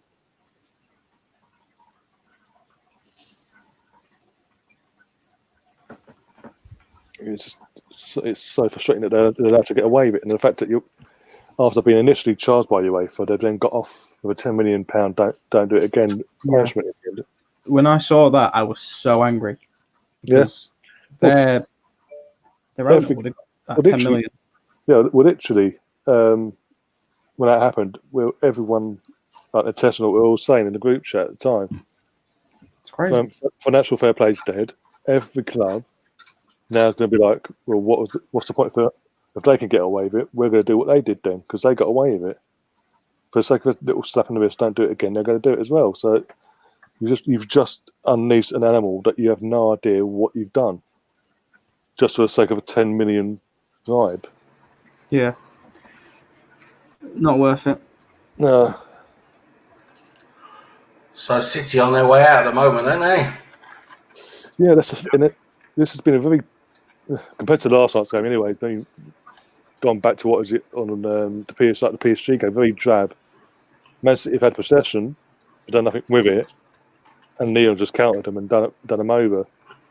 And it seems that there's no plan B with Man City either. There's no like, okay, that's happened, regroup ourselves and go again.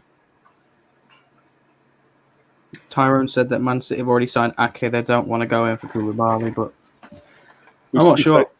Any other club that would be true, but this is Man City. As I said, throw money. They just throw money because they've got the money. They've got an endless pot of money, so they'll just well, we don't need you, but we'll buy you. Yeah, because it stops the likes of yourselves or Arsenal or anyone else or any rival in Premier League buying that player. Yeah.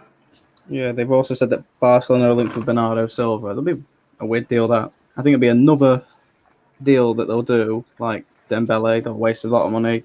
They'll get nothing. He'll leave for like 30, 40 mil. Yeah.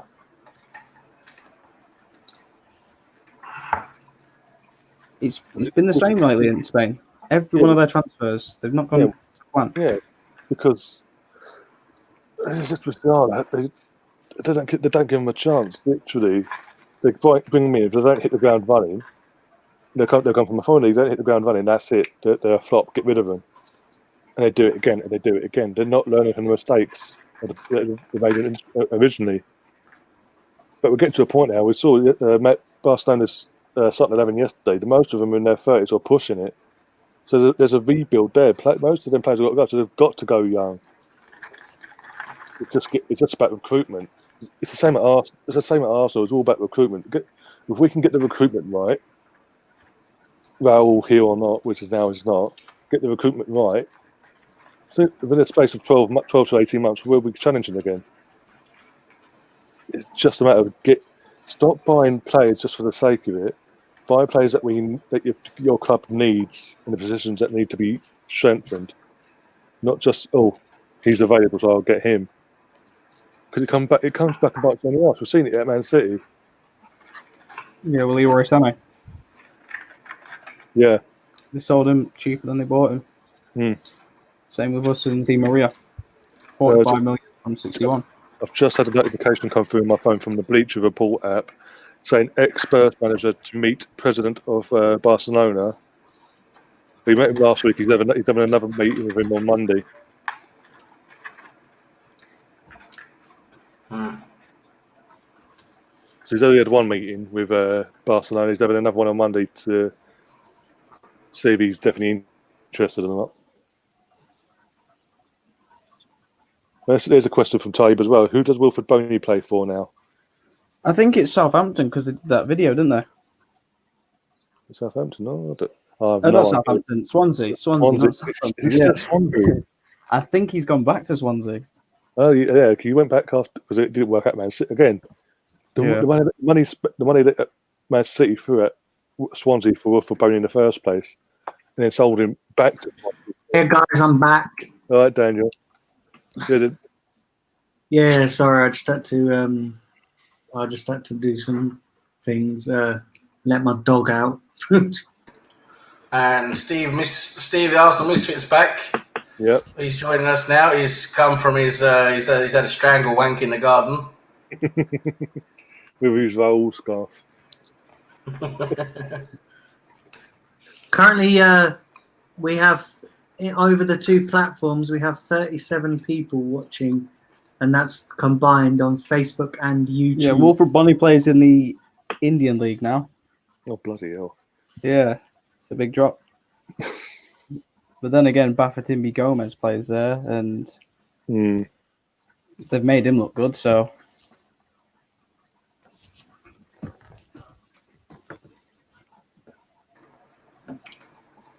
Yeah, Steve Misfit, no comment there.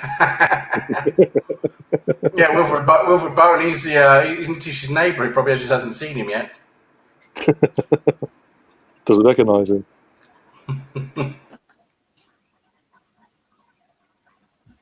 Oh dear. No, I think there hasn't been any subs at half time, so it's all same from both teams.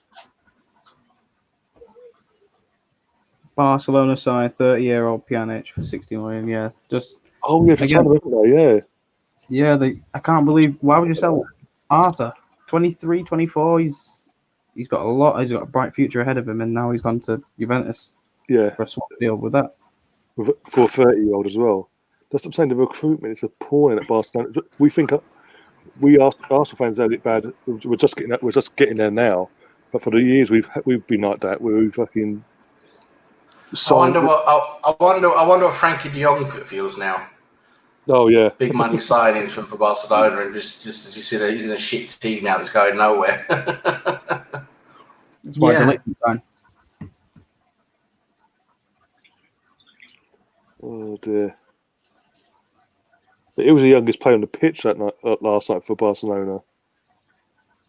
What, Frankie De Jong? Yeah, Frankie De Jong. He's like 23, isn't he? Mm-hmm. I mean, I can see why De Ligt didn't want to go to Barcelona now. So yeah, he saw it coming. Tell you what, I wouldn't mind having De Jong. He's a class player in the right team. Yeah. He'll be scared now to stay there. I think Messi will be as well. Well, there's talk of him leaving, isn't there? He's got 1 year left of his current contract. He's stalled on talks for a new deal and all that. Yeah, if he leaves, he'll become the player manager. I mean, he's like he is now anyway. So yeah, effectively he is. He'll suck himself knowing him. Yeah. I mean, it is also like there's a new thing going around with the young retired players like Pirlo, Ole Gunnar Solskjaer, Frank Lampard. All the ex-players are getting managers like at the big clubs, at the clubs they used to play for as well, straight away. Yeah. I mean, 7 days after he got the under-23s job, Pirlo, and he's managing the whole team. Big steps. Tell you who I would have though is that Goretzka. Yeah, definitely. And I'd literally bend over backwards, give him all the money. Any minute, name your price, you can have him. You can have it. As long as we got him over the line. Fucking hell, imagine him in our midfield. He's awesome defensively and he's awesome creatively as well. Yeah.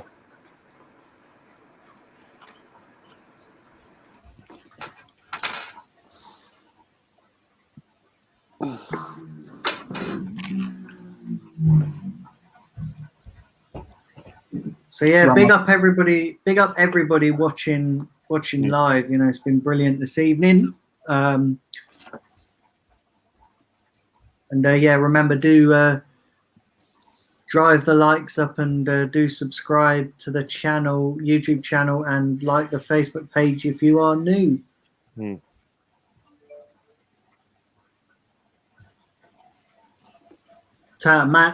Man City are coming into this a bit more now. Like, They will. They will do. Lyon allow them to have all the ball, as long as they can defend it in the meantime. They'll do what. mind you, that's pretty much what we done in the FA Cup semi-final, didn't we? They had a lot of the ball, but we just hit them on the counter. Yeah, but we had with Arteta, we've got that mentality in them that now with Arteta that they can do things like that. They can do that. Soak up the pressure and not look like we're going to fucking leak goals every attack and counter them and look threatening. I mean, Arteta's been in the job if you include in the pandemic, 8 months, and it was 8 months in the job when the season fully ended for us.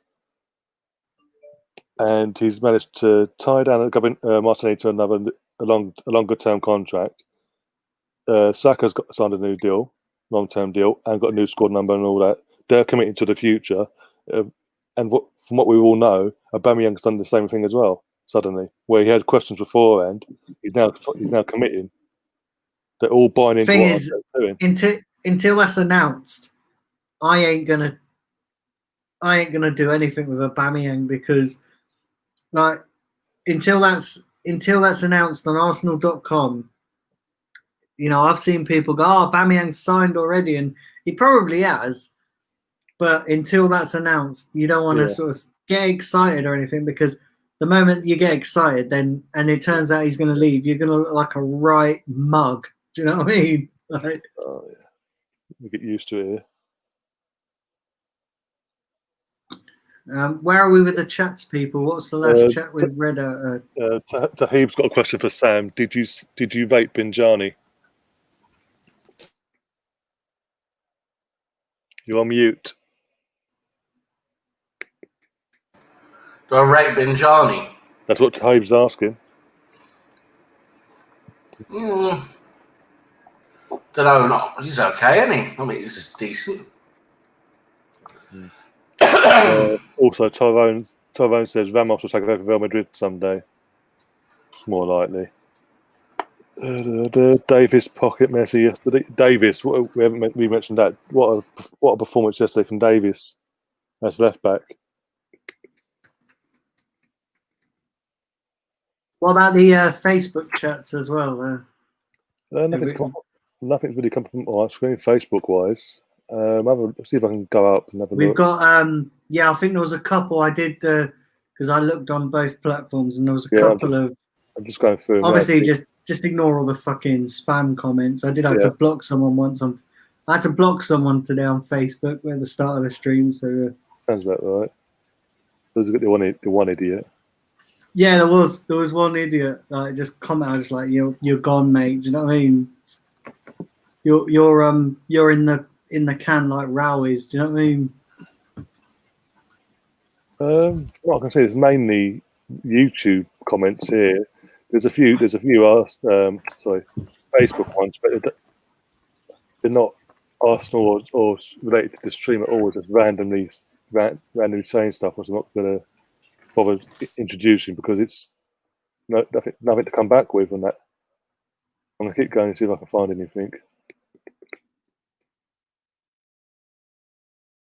Let me try and go all the way down here. So anyway, anyone watching on Facebook, put your comments in. If they come up, we'll read them out for you. Yeah, questions. Yeah, do put your comments in because we can see them. So do comment. Grant's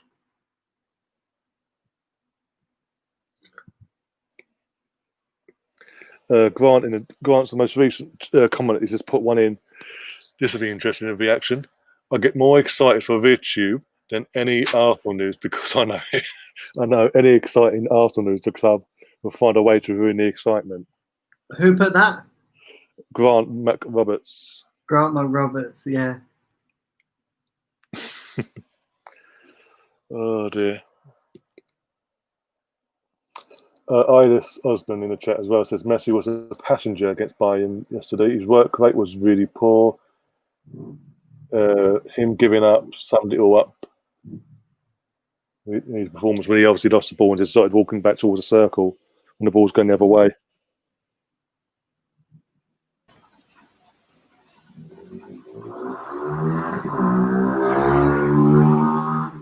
And Tyrone says Bayern Munich sort of scored at least 12 goals yesterday. That's Well, we scored 9 of them. Yeah, scored. They scored 9 of the 10 goals in the game. Yeah. Oh dear. I mean, on the Tesha stream, I did say that Suarez would be a big part of that game. Boy, was I wrong. he looked a bit past it, to be honest. I mean, when I saw him score, I was like, "This is the comeback now." No, he looks a bit past it. Yeah, 4-2, was it? Yeah, 4-2. Yeah, and then they scored another 2, and then and then another 2. Yeah.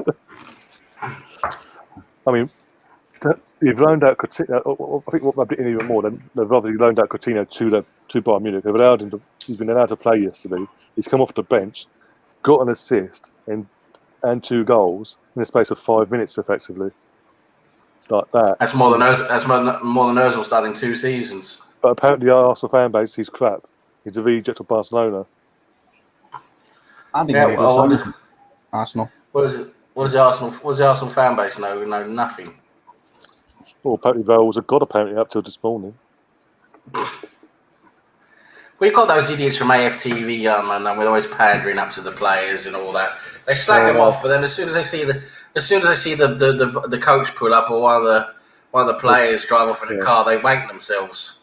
Oh yeah, yeah, I saw that with the Wenger one where they're all having a go at him in every single video, and then they see him talk to him about Rob Holding. Yeah. They see him in the fucking car, like, and Wenger knew who they was because he said, "Oh, not you." But literally, and then that guy who spoke to Raul back in the last transfer window, and then he spoke to him not long ago as well. Yeah, after the FA Cup final, yeah. Slagging off the team, and then as soon as he sees Raul, he starts creaming himself. Yeah. That's what done my head in with that, because I know you went about that. Done my head in about him because, as you said, when we signed Pepe, he was literally hunting down fucking Raul outside the fucking training ground. Oh, Raul, Don Raul. A couple of weeks later, it's slagging off Pepe. Yeah. Who was that? Oh, I can't remember his name. He's He's quite regular on AFTV doing interviews. I can't remember what his name is now. Yeah, the young lad. I can't remember his name though. Quite young lad.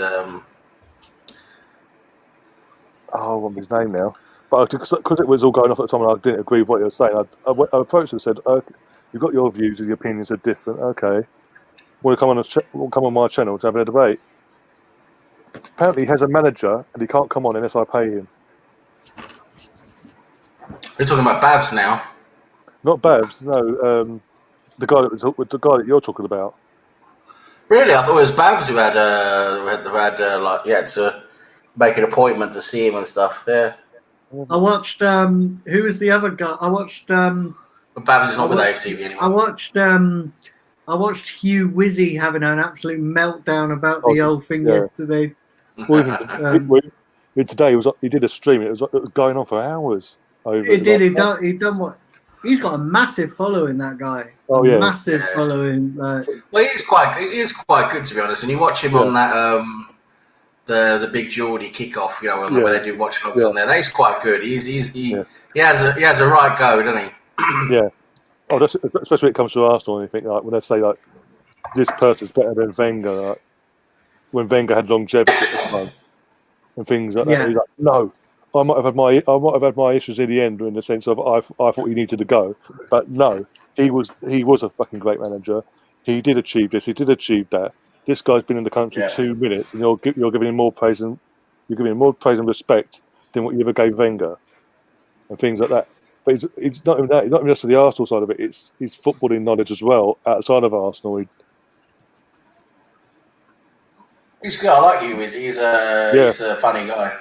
Yeah. He's a funny guy. I like him. Yeah, he does a lot of good stuff on that. Like I said, the kickoff with Big Geordie. He played a and clip that in his thing today about, when Arsene Wenger said, "Oh, what does a director of football do? What, just direct them to the pitch?" Yeah, that's it. I And he saw was that. going Yeah. off- yeah, he was going off. He was going off about that. But his videos are quite professional as well. You look at his Oh, stuff, yeah. and he's got all these sound effects going on and the background he knows what he's music. doing. And Well, he's got a background in media, hasn't he? I mean, he's used to work for TalkSport, didn't he? And he did. He was in New York for a while, working for some media, football, soccer media, something there, wasn't he? So yeah.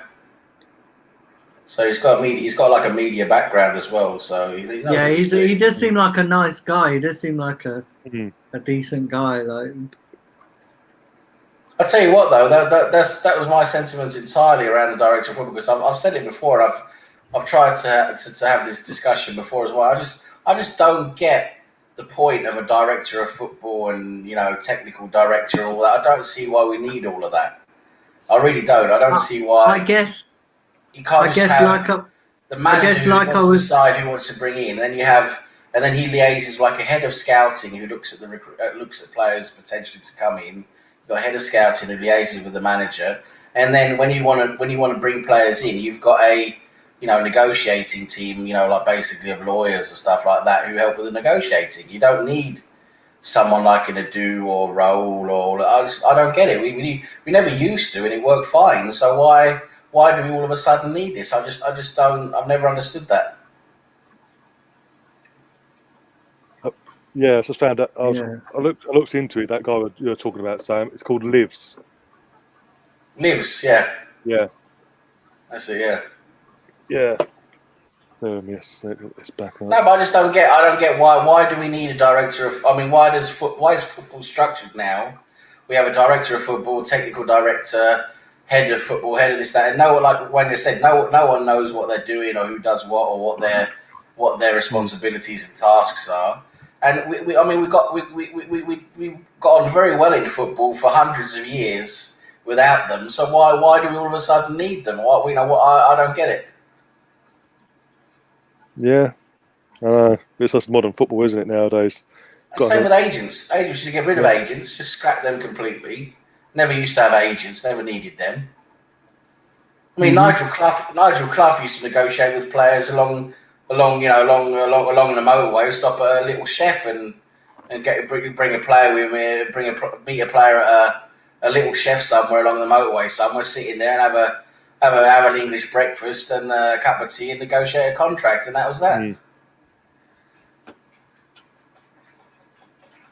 I think it was Sir Alex that said that the agents are going to ruin the game completely. Yeah. And sorry, not Nigel Clough. I mean Brian Clough, of course. Brian, the manager. Yeah. Nigel being his son, of course. Of course, I meant Brian Clough, the legend. But yeah, Sir Alex Ferguson. Everyone sort of says that. I mean, what have agents done apart from just add loads of headaches and loads of extra money into the game for everything? I mean, it's just completely unnecessary. Yeah. And it's, well, with a director of football, I personally don't see the need of it as well. I think that if you're going to do negotiations with a football team, you want to know what the players like yourself. Don't leave it for someone else to do it. Don't leave them in charge. I mean, Man United, we've done it for years. We don't need one. I mean, we obviously have Woodward in charge, which I don't agree with. I think we need someone that has a football knowledge, but you can't change that. And I think he's doing a decent job at the moment. If you can get Sancho done, spot on. But that's the thing, is he though? Because he's done. He got Fernandes overnight after having his heart attack, but then he's gone back to his ways of I'm not going to back under the pressure of what the club, what the current employer, the player we want wants. And now Dortmund set a thing in place where they said, "This is a date. You want him? This is a date. Pay us what we've asked." But also, if all this that's going for Sancho, may not have actually gave an offer of what they value Sancho off in the first place. Yeah, they've said they don't value him. They said they don't. they don't value him over 120 mil, but they haven't actually given their own valuation of what they think his value is. Yeah. Which for some, if you're really serious, he's your number one target. You literally bend over backwards and you do things like you make your offer. That's when you start working with the club, like the Dortmund, for example, and say, okay, we can come to an agreement somewhere along the line. But it may not, Ed Woodward is not doing that. It may not doing it. This is saying we're not going to bully, but you're not doing anything in the first place. Yeah, he's not forcing it. He's not forcing anything at the moment. Again, and this is Manchester United, the global name that you are. Yeah. And people like Ed Woodward are acting like you're the Man City. A Man City, with all due respect, they're not a big club.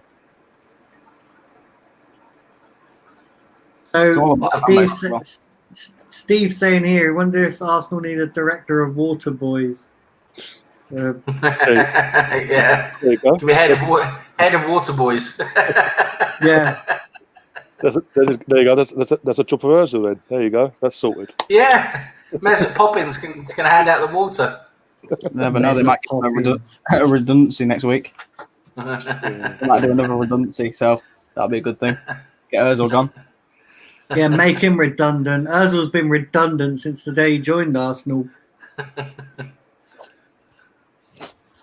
So hard done by when he had that little interview. Did you guys read that report in the Athletic? All that bullshit that he come out with. Oh, I'm so hard done by. Yeah.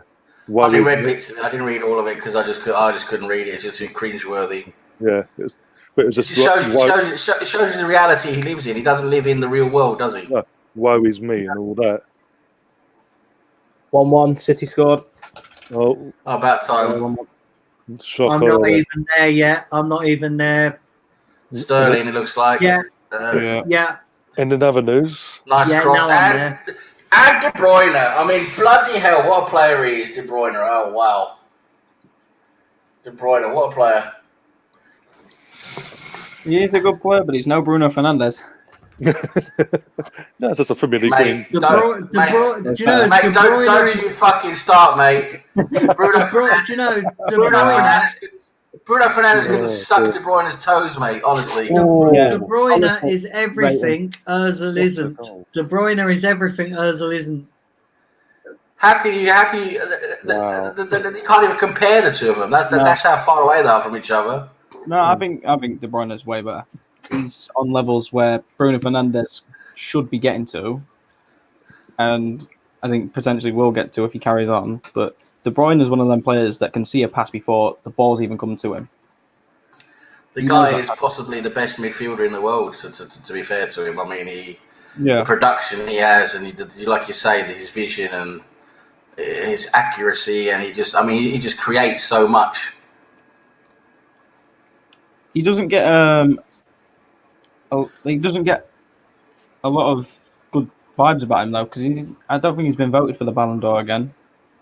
That's the thing. How the hell does he? That's the thing, you know. I mean, I don't. It's not fair, is it? That the Ballon d'Or thing is obviously not fair. He's always having Messi or Ronaldo, and people like Lewandowski this year, he deserves it. We know full well he does. De Bruyne, they've outplayed them. Ronaldo and Messi look like has-beens right now. Yeah.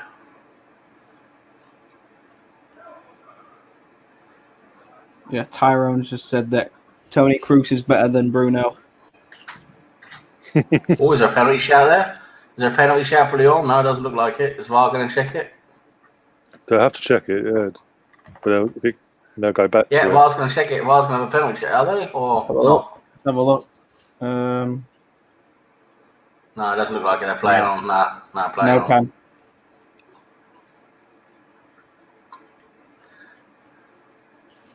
I mean, Kroos is a great player, but he's no Bruno. Nah. No. He hasn't got the speed to keep up with Bruno Fernandes, and I think he's more of a defensive player as well. And Bruno Fernandes is an attacking midfielder. And it's quite hard to compare them kind of players. As I said, as I wrote earlier in our Fantasy Premier League group, I've said I'm going to just do what I can. I'm going to. There's there's 4 players I have to have in my team, and the rest I don't really care about. I've got to have De Bruyne. I've got to have Bruno Fernandes. I've got to have Aubameyang, and I've got to have, who was the last one I've got to have? There's one more. We've all seen Basically, I think it's actually those 3. Really, I've got to have Bruno Fernandes. I've got to have De Bruyne, and I've got to have Aubameyang. I've got to have those 3 in my team. Yeah. They're going to generate a lot of points, I hope. I've got 2 of them in my team.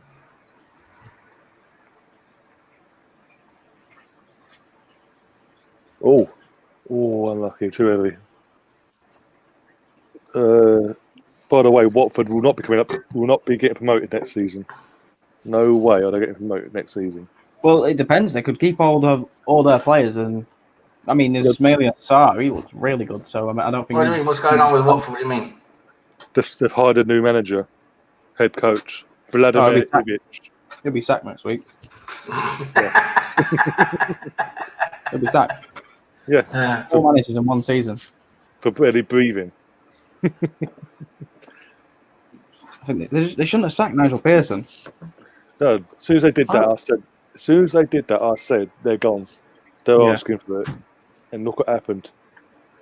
And it so happened that Villa stayed up for that dodgy point. I mean, he saved Leicester, didn't he? And then the next season they won. So imagine if they did that, and then Claudio Ranieri came in charge. I still think they would have sacked him if he won the league. Oh, of course. You've overachieved. How dare you? Yeah. The only club that... Well, it's like when you get to that level, though. It's those they want the Champions League, don't they? It's like with PSG. You know, the French league is just so easy to win, isn't it? It's like they're not worried about the French league. They want the Champions League. So if you're not winning the Champions League, you get the sack basically. Well, when they first came up, Watford, under this new ownership, obviously the guy that got them up didn't stay around. He went off elsewhere. But the guy that he got replaced got them to an FA Cup semi-final, and he still got sacked. And they kept him up with ease. And I was just like, what else what else do you want in your first season back? The typical owners lost their sudden. It's a knee-jerk reaction. And it's like, we nearly got relegated, so that's not good enough. You're fucking Watford. You should be, celebrating in the streets that you managed to stay up.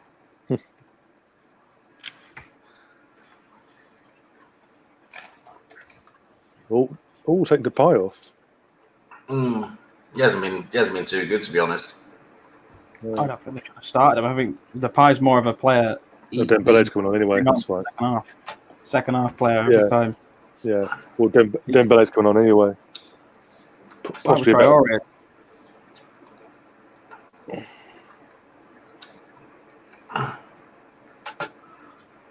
And Chadwick's asking what happened to Stones. Well, we have no idea. He's literally just one of the most overrated players you could ever imagine. But hey, even Everton fans don't want him back. I think that he's been linked with Chelsea. Fucking So I don't know if he'd help. No. I'll tell you what, though. I bet you. Here we are slagging him off, and I bet you what. Next season or whatever. Next season he shows up wherever and he plays brilliantly. He's gonna be awesome next season probably. Probably. He probably will be. Yeah, City are taking more and more control of this game now. Yeah. Actually, you'd expect with the players they have and all that, but they sort of take to go 1-0 down. Okay, it looks like Lyon are running. It looks like they're running out a bit of a petrol. They're getting a bit tired now. I think that's part of the reason why Dembele's then been brought on for Memphis, because as you said, Memphis ain't done much in this match at all. Nah. Still, you got Jesus on the pitch though, so you got half a chance. Yeah. Oh, what's this? How much was it that Stones went to Manchester? GA Football, Khan is in the chat. It was a lot, wasn't it? I think it was like 50 million. 50 million. That's 50 odd million. Same as Sterling. Imagine that. you're going to Manchester City for the same price as one of the potentially most best players in the Premier League this year. It's crazy. Yeah, it sounds about right. Then again, I'm going to bring it back. We paid 80 million for Maguire, so Yeah, but I think City just fucked it up. Jesus. And I'm not saying Jesus, it was Jesus. Jesus. Jesus messed it up again. Jesus, have a word with Saint Joseph and Paul. Yeah. I'm about to see it now. One sec. Pep's like, Pep Guardiola's like, Jesus, bloody Jesus. Oh my God. Grant saying Stones will never be that good. He was bang average at Everton and City. City wasted money on him. Yeah. It was the hype around him, though, isn't it? So you got players like Bruno wasn't really that good without penalties, and the hype around him brought him to United. Yeah. But he's obviously proven that he's a better player. Yeah. And as you said, United only went for Bruno because A, as you said, the hype, and B, Tottenham were interested. Yeah. And Who drive the likes of everybody? He's offside. Yeah, he's offside. Offside. Well, no, the other guy wasn't. The other guy wasn't. The second guy wasn't. No. Fucking hell, they scored. Leon has scored. No way. Counter-attack. right? Dembele. Fucking counter-attack. Fucking hell. He wasn't. I don't think he was offside. The guy who got the ball. But it's going to be a review here. They're going. Yeah, they involved. are going with it. They are going with VAR, and this happened. Yeah, they've got to make sure he's not interfered with it. Yeah, they've got to make sure he's not interfered with play. But the guy was offside. So him going through there, he hasn't. Yeah, but he's not. No, he hasn't. No, Yeah, that's what I'm saying. If he's touched the ball in any way or anything, and put off the defenders, and now Pep's having a cry. Bloody hell! This is against the run of play. This is City have had all the play. Both goals for Lyon. If this stands, both goals for Lyon have been against the run of play. Oh, it's close. Oh, they're looking at it though, aren't they? Well, City anyway. It's Very good combination. VAR review at the moment. Yes, they're reviewing it, but Laporte's claiming a foul from Dembele, not the offside. So I don't know what they're actually checking. It's given it apparently. It's been given. Apparently. Yeah, they gave it. Yeah, it's a goal. Oh, it's all going to kick off. It's all. Yeah, it's a goal. Yep, It's a confirmed. goal. Yeah. Yeah, it's a goal. It's a goal. 2-1 to Lyon. Bloody hell! If City go out after everything they've been given their fans, we're going to win the Champions League. Look Fucking at Man City. Yeah. Man City are shit in the Champions League, aren't they? It ain't really that. It's not their team. I predicted they'd win it this year as well. Yeah, I thought they'd have a shot. Man City have got 10 minutes to score a goal. Again. They've done this before. This same thing haunted me against QPR in the last game of the season. And City know how to get a comeback. And this is why I'm a bit worried now. I don't want City to go through, actually. I bet Pep's not going to be... Do you reckon Pep will leave if he doesn't win the Champions League with Man City? Potentially. He could go to Barca. Yeah. He could. If Barca go back for him and say, can you come and help us? That's his love. That's where he's born and raised. Catalan. He's a Catalan man. So yeah, there's potentially he could go back there and help rebuild there. Would he go back though? Because he never goes anywhere same league twice, and he's never.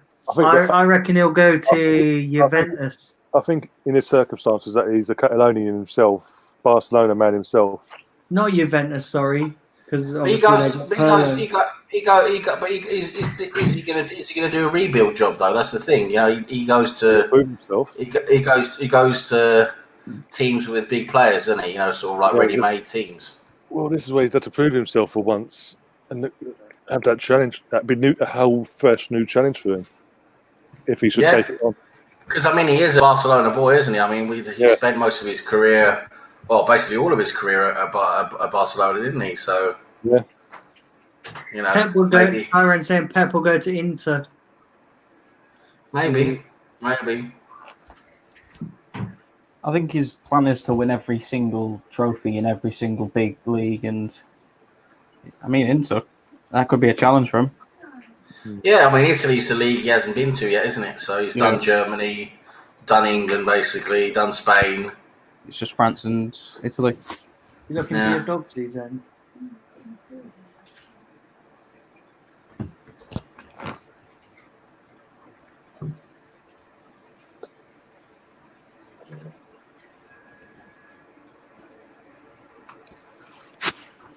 Oh dear. So this will be a final four but dominated by the French and the Germans. As it stands. Not mentioning the war. Do drive the likes up, everybody, and do smash the subscribe if you are new to the channel. Tyrone says that Xabi will be announced as Barcelona manager in January. They need someone now, so who's going to want to come in to take on a job? That manager they had now, though, I mean, where the hell did they get him? I mean, they found him somewhere, didn't they? Yeah, they just found him outside the stadium. He was one of the homeless people in the town. He was outside of, like, what was he, like, outside of, what do you call it, like the local cinema or something, you know? Yeah, want to be Barcelona manager. Or he just went to the job centre and just asked for the job. Yeah, just applied. He was the only applicant. It's like, okay, here we go. I've never even heard of Setting. The only time I did is when he came to Barca. Same with Valverde. Yeah, but say even the previous guy that they sacked early on in the season, never heard of him. Apart from, again, since 2006 when Rijkaard was in charge, and then you got Pep who they inherited from the B team, and then Enrique a few years later, the managers in between and afterwards, never even heard of them, and even since you never hear of them. Yeah. Just disappear. Pep's turned up the turf and thrown it to the floor. Literally like there, picking up the grass and then throwing it in the air. He's getting ready for his new job down the garden centre. David Silva's now coming on. Yeah. Oh God.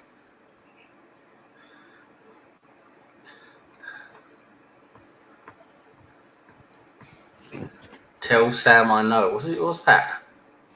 Bradley, you know.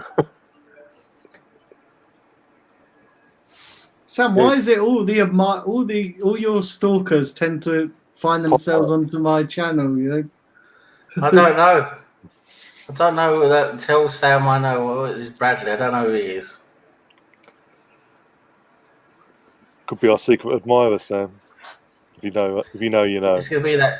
It's gonna be one of those guys with multiple accounts in it. You know, one of those. Yeah, as I said, if you know, you know. That's all I'm saying. Yeah.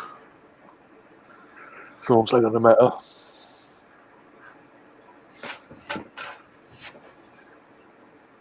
we have 30 people watching on Facebook, Yeah. Oh, pretty good. and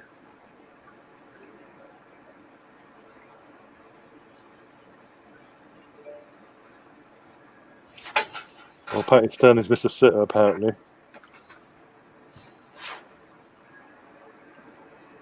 Let's have a look. Someone's just tweeted. How did you miss that? Oh my God! It must be bad. That's one of the worst misses I've ever seen at this level. Oh my God! Yeah, Chadwick's in the chat now saying, how did he miss that? Oh my God. Seriously, open goal FC. And he's like, see if Arteta was here, he scores. Oh, that's gonna haunt him for the rest of his days, surely. That's the second time he's done it as well. He did it against Tottenham. Remember when he scored the goal and started celebrating? Yeah. And he got knocked out. Oh no. Wow. 3-1. 3-1. Oh, jeez. 3-1. Man City again. Bye, City. Bye. Jeff and Adelaide just come on as well. Yeah, ex-Arsenal player. Do drive the likes up, guys. Only 19 likes. Come on, let's get them up a bit more. I see. Oh, Yeah, but I bet Pep's not oh happy. my Pep's God. not happy. Pep's having a meltdown. My God. What was the goalkeeper doing? And guess who scored? Ren Adley. Yep. Apparently, he's the one celebrating, going, "Ugh." So I'm assuming that's him. Thing is, if Man City wanted, That's Dembele, isn't it? Isn't it? It's Yeah, Dembele. Yeah, because the reason I said that, the reason I was asking, because literally the camera's panned to Jeff. Yeah, he was just because he was next to him. thing is, if Man City wanted to, they could score. They could. They could, but literally, it doesn't help when your goalkeeper makes that error. Like, Yeah, but he's going to go part of the bus now. Part of the bus. But what I'm saying is, Dembele's value's going up, isn't it? well, I put a tweet out a few weeks ago, a poll asking people, Arsenal fans, like, who would you want out of, because we haven't linked with Depay and Dembele. And I said, who would you rather have out of the two? And it was like unanimously Dembele won. Like a counter. I mean, but as you're saying about Daniel, about Man City could score them 2 goals and get back. But what's not helping is a goalkeeper. That's a soft shot, an initial shot, and the goalkeeper's not held the ball. He's just Is it Ederson in goal? Yeah, Ederson in goal. He's not been. Man City are fucking Jesus Christ. Man City are just. Do you know what I mean? Like they seem to crumble, don't they? And the whole reason Pep was brought in to win the Champions League. It wasn't to win the league or trebles or anything like that. It was to win the Champions League, and they're not doing it. They've not. He's been there 3-4 years and not been to one semi-final, at least a semi-final. So yeah, either he'll be sacked or he's going to walk. You'd think. Who? Pep. He was in the. Wasn't they in the final? Not under. They've not been in the final once, and they got to one semi-final. And it was a semi-final, that's it. They lost the semi-final, didn't they? Yeah. Yeah, Pellegrini was in charge, and that was when he had been sacked. And he thought, "Fuck this! I'm going to go gun ho and prove the point." And literally, ever since then, Man City haven't got nowhere. This is the closest they've got to a semi-final, and they've bottled it. And this is with a. How far did they get last season then? So I think last season, quarterfinals. Quarterfinals, Tottenham knocked them out. Yeah. Wow. And obviously Tottenham went on to play Ajax, who knocked out Juventus. Ajax was a surprise team, weren't they? Really? Yeah. And by pure bad luck, they got knocked out in the last second there last year. But this is ridiculous. Yeah. Fair play to Lyon, though. Yeah, Lyon have done well.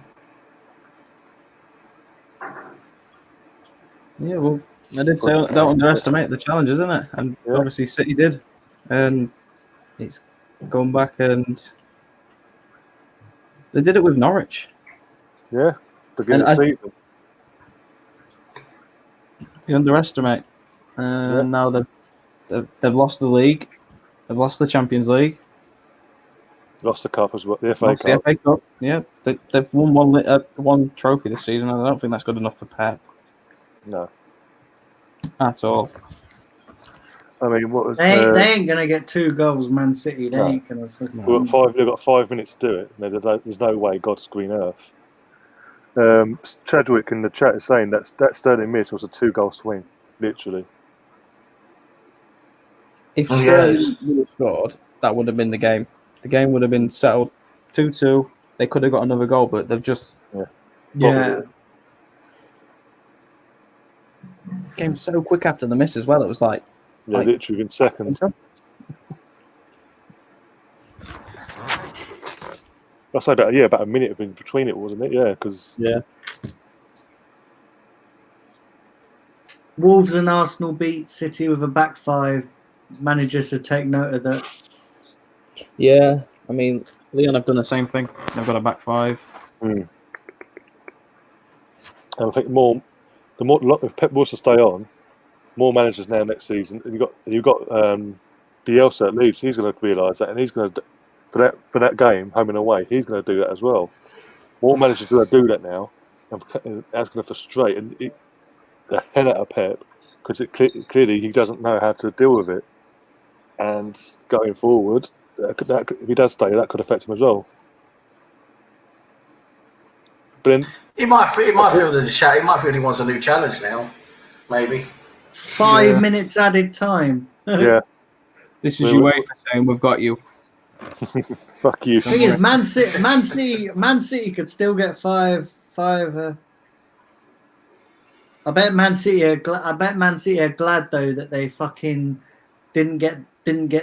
Their ban wasn't upheld because Oh, he would definitely.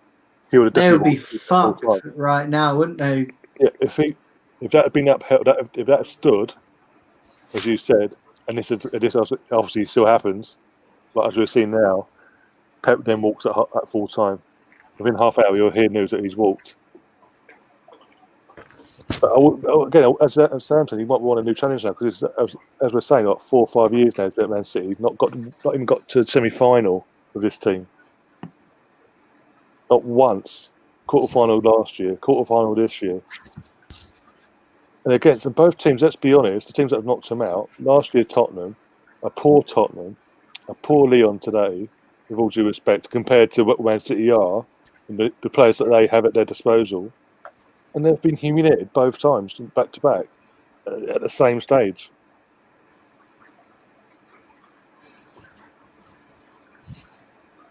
yeah, they're not producing it when it counts. Yeah, exactly. And as I said earlier, he wasn't brought here to win a Premier League constantly all the time. He was brought here to get Man City competing at a Champions League level and winning Champions Leagues, and they haven't done it.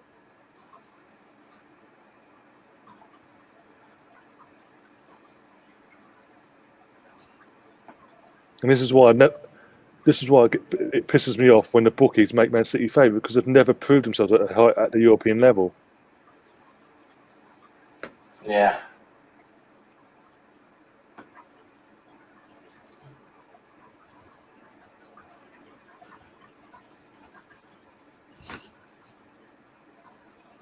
Well, at least it won't be PSG Man City a final then. No. Could be Leipzig Lyon a final. Yeah, no, but me and Sam are saying obviously the last couple of nights the possibility of a PSG Man City final, literally the battle of the millionaires. Yeah, the battle of the sheep.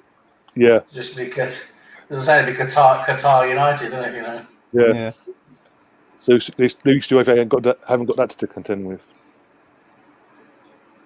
I think that finish them off.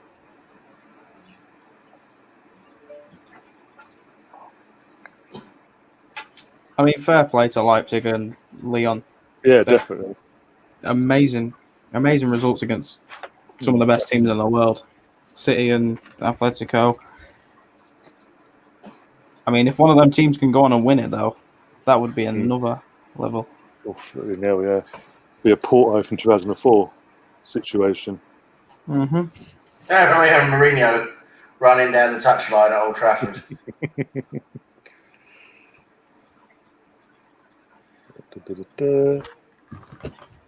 And he split that one up as well. Oh, it's Sterling as well. Of course it was. And that's the end of the game. Yeah. Yep. Manchester City are out. Lyon are through. Yeah. Daniel, you've been asked a question by Chadwick. Someone told Chad that you're an Exeter FC fan. What's that? Sorry, say that again. Chadwick saying someone told him that you're an Exeter City fan. Exeter City fan. Chadwick's a blooming joker. This guy, man. Seriously.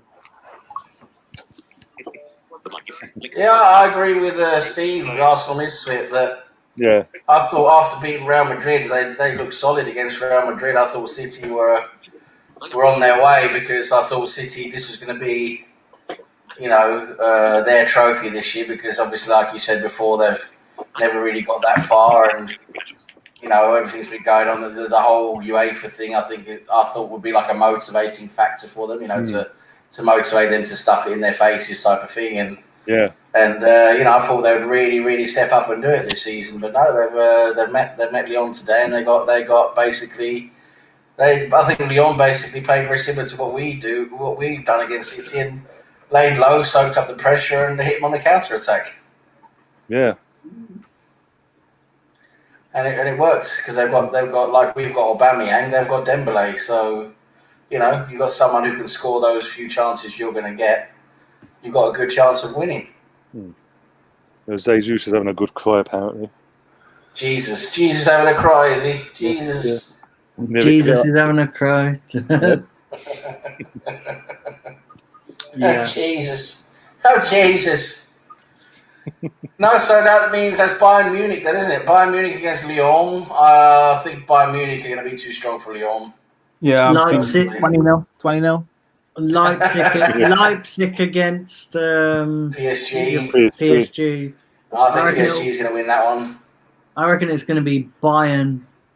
I think it'd be final. I think it could be a PSG Bayern final. I agree, and that would be quite a nice little final, to be honest. Yeah. Yeah.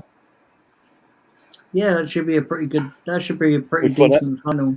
For financial aspects of what they would get with TV revenue throughout the whole world, that what UEFA would prefer that because it's two of the big juggernauts of European football going up against each other for the final. They won't want one against a lesser team. They will want both of them in the final, preferably in that final, as you said. There's also a chance of an all-German final, as Tyrone points out. Of course, of course, there's a possibility of that. I just don't think Leipzig.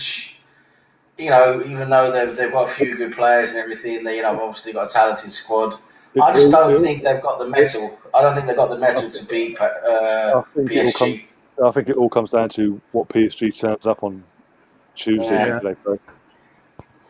I mean, if they turn up like they did against United, then they have more chance of anyone. But PSG can play two types of PSG. They can play good, attractive football, or they can play sloppy and just give it up.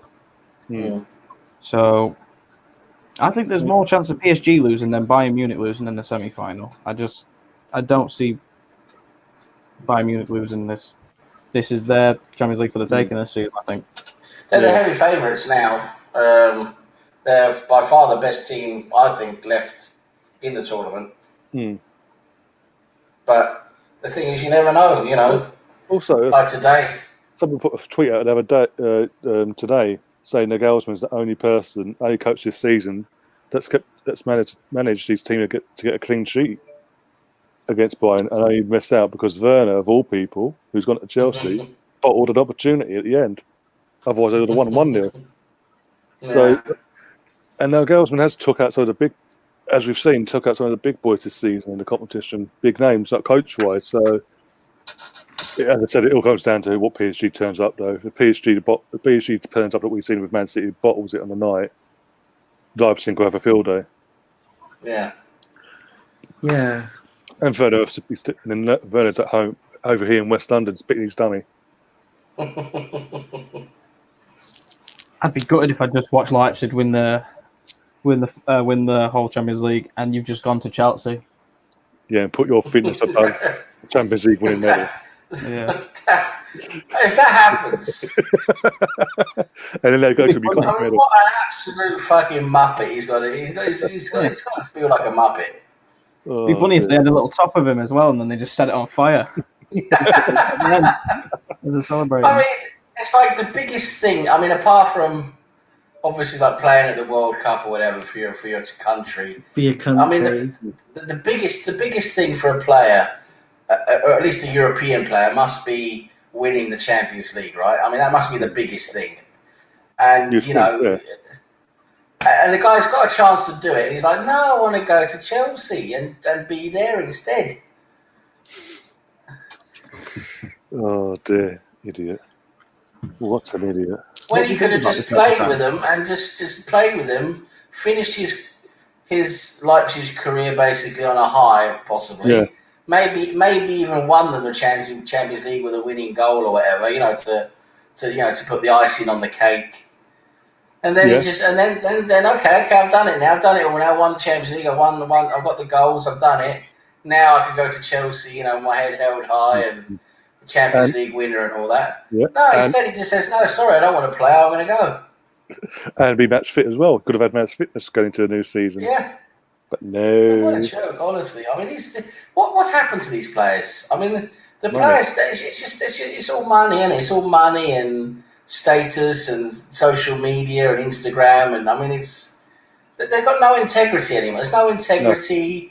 There's no backbone. There's no fucking, there's no proper motivation there anymore. It's all just, how much money am I going to get for that? Oh, am I going to do that? How much are you going to pay me for that?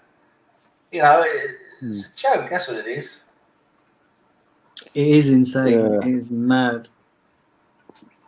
What do you think about the Chelsea signings this season? Because they've obviously had Ziyech, Werner, and I think it's who else is the guy from Bayer Leverkusen. They've been heavily linked to the guy from Bayer Leverkusen. Havertz. Yeah. Nothing confirmed, but it's been heavily linked. But they've actually didn't they? They put a bid in for 60 million for Chilwell today, I think. Yeah. I mean, I could agree with Chilwell more because they're looking for a better defence, but 60 million for Chilwell. Not 60 million. So if Chilwell's 60 million, that means Tierney's about 150 then, right? So yeah, Tierney's better than Chilwell. I think Tierney's got potential to be one of the best left backs in the world if he carries on. Tierney's looking really, really good. But yeah, I mean, back to your question. Yeah, I mean, Chelsea, I think with Ziyech and Werner, I mean, we don't really know how quickly they're going to settle in. I mean, if they settle quickly and they hit the ground running next season, then they're going to be a tough team to beat. I mean, they're probably going to be up there. Probably. I mean, it depends on Lampard as well, how well he does and how well he motivates them and gets the team going. But at least on paper, I would say they have maybe they've still got that weakness there in defence you have to look at. But at least they're going to be a stronger team. They're going to be a solid top three, I think. I mean, they're definitely going to be top three unless they do something really wrong. So of course their squad improves, and if they even get Havertz, that's going to make them even better because Havertz is like. I mean, again, you've got to see how he settles in the Premier League if he comes. But again, for me, he looks like he's a new Kevin De Bruyne. I mean, he's that level, potentially. So if they get him, they're going to be absolutely levels above most clubs. I mean, they're going to be tough to beat. They can score so many goals if they want. But it's the defence. That's their weakness. Is defence. They've still got that. They've still got their defence. It's a bit weak, and we'll see how that goes. They're probably going to try and do something about that, but we'll see. Yeah, let's hope they don't. But also, in terms of the Chelsea thing, if anything, these signings, this ilk of signings, puts more pressure on Frank. Oh yeah, the pressure on him is going to be huge, and if after say. We're getting close to Christmas or whatever, and Chelsea aren't they're not pushing towards the top of the table, close to the top. You would think that they would start asking questions. If they're struggling top 3, top 4 at that point, then they'll probably sack him because with that squad, you've got to be winning things. I mean, you basically got some of the top players in Europe, in your attack. If you're not winning games, then something's not right. Yeah, I mean, Pulisic is basically the new Hazard, right? He's playing at levels like Hazard. So you got Pulisic there, then you got Werner, you got Ziyech. I mean, their attack is incredible. I mean, they've got a brilliant attack. So. They've got a good midfield as well. They've got some strong midfielders. So I think they're going to be a really tough team to beat if Lampard can get them to play together. Someone's just put a tweet out. Obviously, an Arsenal fan. He's put a tweet out saying the year is 2059 and Aguero is still at Man City. Sorry, just got to take a phone call. Yeah, he's saying the year is 2059 and Aguero is still at Man City with a picture of an old newspaper where it says, "I'm staying until we win the Champions League." Aguero's vow to City fans. Wow. Yeah. Oh dear. Even then, they won't win the fucking Champions League.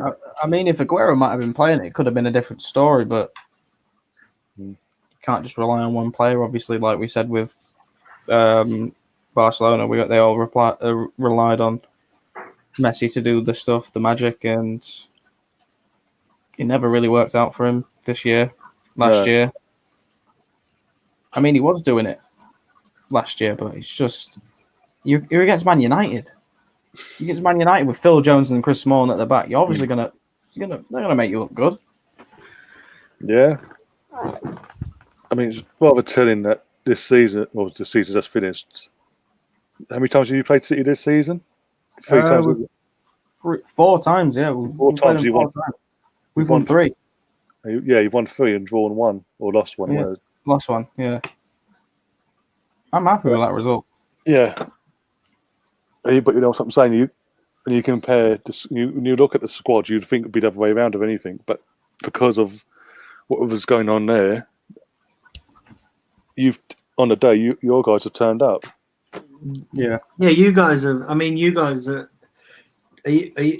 Are you confident for tomorrow? Because you got a big game against Sevilla, haven't you? So I'm confident, but I'm not sure at the moment. I mean, I have to see what lineup they put out. I'm not really confident with De Gea in goal at the moment. I think if Romero started, I'd be more happy. De Gea's finished. Yeah, he's finished. He is absolutely. He is awful. Like that FA Cup semi-final when Chelsea, like he made so many mistakes in that game. He practically cost you that semi-final. Yeah, I mean, I was sat next to my friend who was a Chelsea fan, and having to sit next to a Chelsea fan whilst De Gea was doing stuff like that, it hurt really bad. Oh, dear. Oh, we feel for you. We feel for you. Yeah. Oh dear. But you're what 90 minutes away from a European final with the guidance of Ole Gunnar Solskjaer, your head coach. But as you said, it's Sevilla. We've mentioned that before, and they've got that pedigree of Europa League as well. So they're quite a strong team, though, as well, aren't they? Yeah, they're strong from back. Yeah, and it's going to come down to Solskjaer's team lineup and tactics. If he gets that spot on, that's half the job done. If he makes one little error in that call there, Sevilla could run rings around you. Yeah, like my mate just called me won 500 quid. Congratulations, eh? Yeah, it was like he bet on 5 games. You know, the result of 5 games. There's 4. I'm here in Norway. He's Norwegian, and there was 4 like Norwegian Premier League games today. And he got those 4 right, and then he was looking at the odds.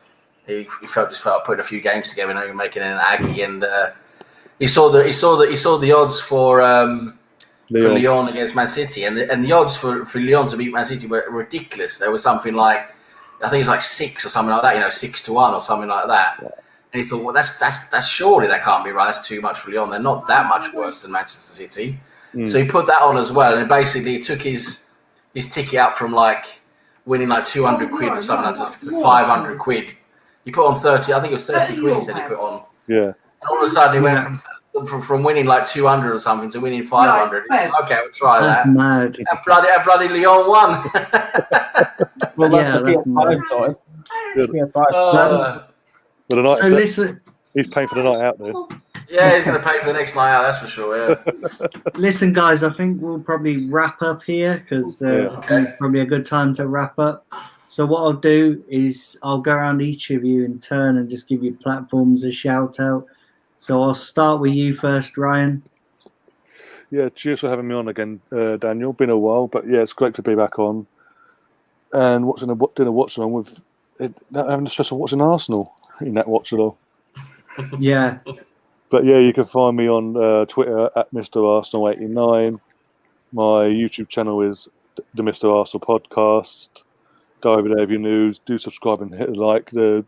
My stream that I did earlier is still processing, but over the next hour, so that should be up. Hopefully, if StreamYard get the head at their asses for an hour-long show, it's taken like nearly 12 hours to get it uploaded. Does mine still processing from earlier as well? It's a joke, Yeah, man. It's, yeah. I think that's a YouTube thing rather than a StreamYard thing because it's Either way, YouTube just. either way, they need to sort themselves out. Either Yeah. way, it just does my head in sometimes. Apparently, small channels always get the blooming crap. Do you know what I mean? Yeah. Oh yeah, but also as I said, the Mr. Arsenal podcast, and I've this week set up a Facebook page called the Mr. Arsenal podcast. If you're on Facebook, go over there, give it a like and follow. And as of next season, I'll be streaming off both platforms at the same time for all my streams and everything. Sounds good. And Sam. Yeah, thanks for having me on again, Daniel. It's been a laugh and a pleasure as always, and together with the other lads here and everyone in the chat. It's good to see all the regulars in the chat. It's always a good laugh to have them involved. And I don't do much on my channel really lately. I've just been so involved with everything else. I do have one though. It's called Sam Greenwood TV. I'll do a chat show now and again, talk about Arsenal, latest football, Arsenal-related stuff. I'll do a quiz now and again as well. But most of my time now I'm spending on these other guys' channels because there's just so much going on here. Watch-alongs and quizzes and loads of other stuff, different news events. And so, so I'm usually on these other guys' channels as well. So keep an eye out for that. And you can also follow me on Twitter. My Twitter handle is at 1980_Greenwood. And so thanks for having me on, and it's been a good one. I wish everyone a good evening. Yep. And Harvey? Thanks again. Thanks for having me on. Really do appreciate it. We had really good fun watching City get battered. And I'd love to be on again. My YouTube name is United Daily Transfer News. I've not been recording much on it. I think the last game I did was Palace against United, but if anyone is interested, please subscribe. But I've really enjoyed it on this channel today, so thank you guys. Listen, guys. Thanks for coming on, and listen, it's always great to get new faces on. But listen, guys, we're gonna wrap up for this evening. Listen, thanks for everybody who's tuned in. It's been a great watch along. Your contribution is great as always. And like I say, I'm going to be back tomorrow with another transfer video, obviously depending on what happens, because Arsenal's in a bit of a shit state at the moment. So who knows what's happening. There'll probably be more redundancies and more bad news. If it doesn't rain, it pours, especially where Arsenal's concerned. But listen, do subscribe here to the Blind Gooner if you're new, and likewise like my Facebook page, and my Twitter is the Blind Gooner. But listen, until tomorrow, all take care of yourselves, and enjoy the rest of your day, and catch you tomorrow.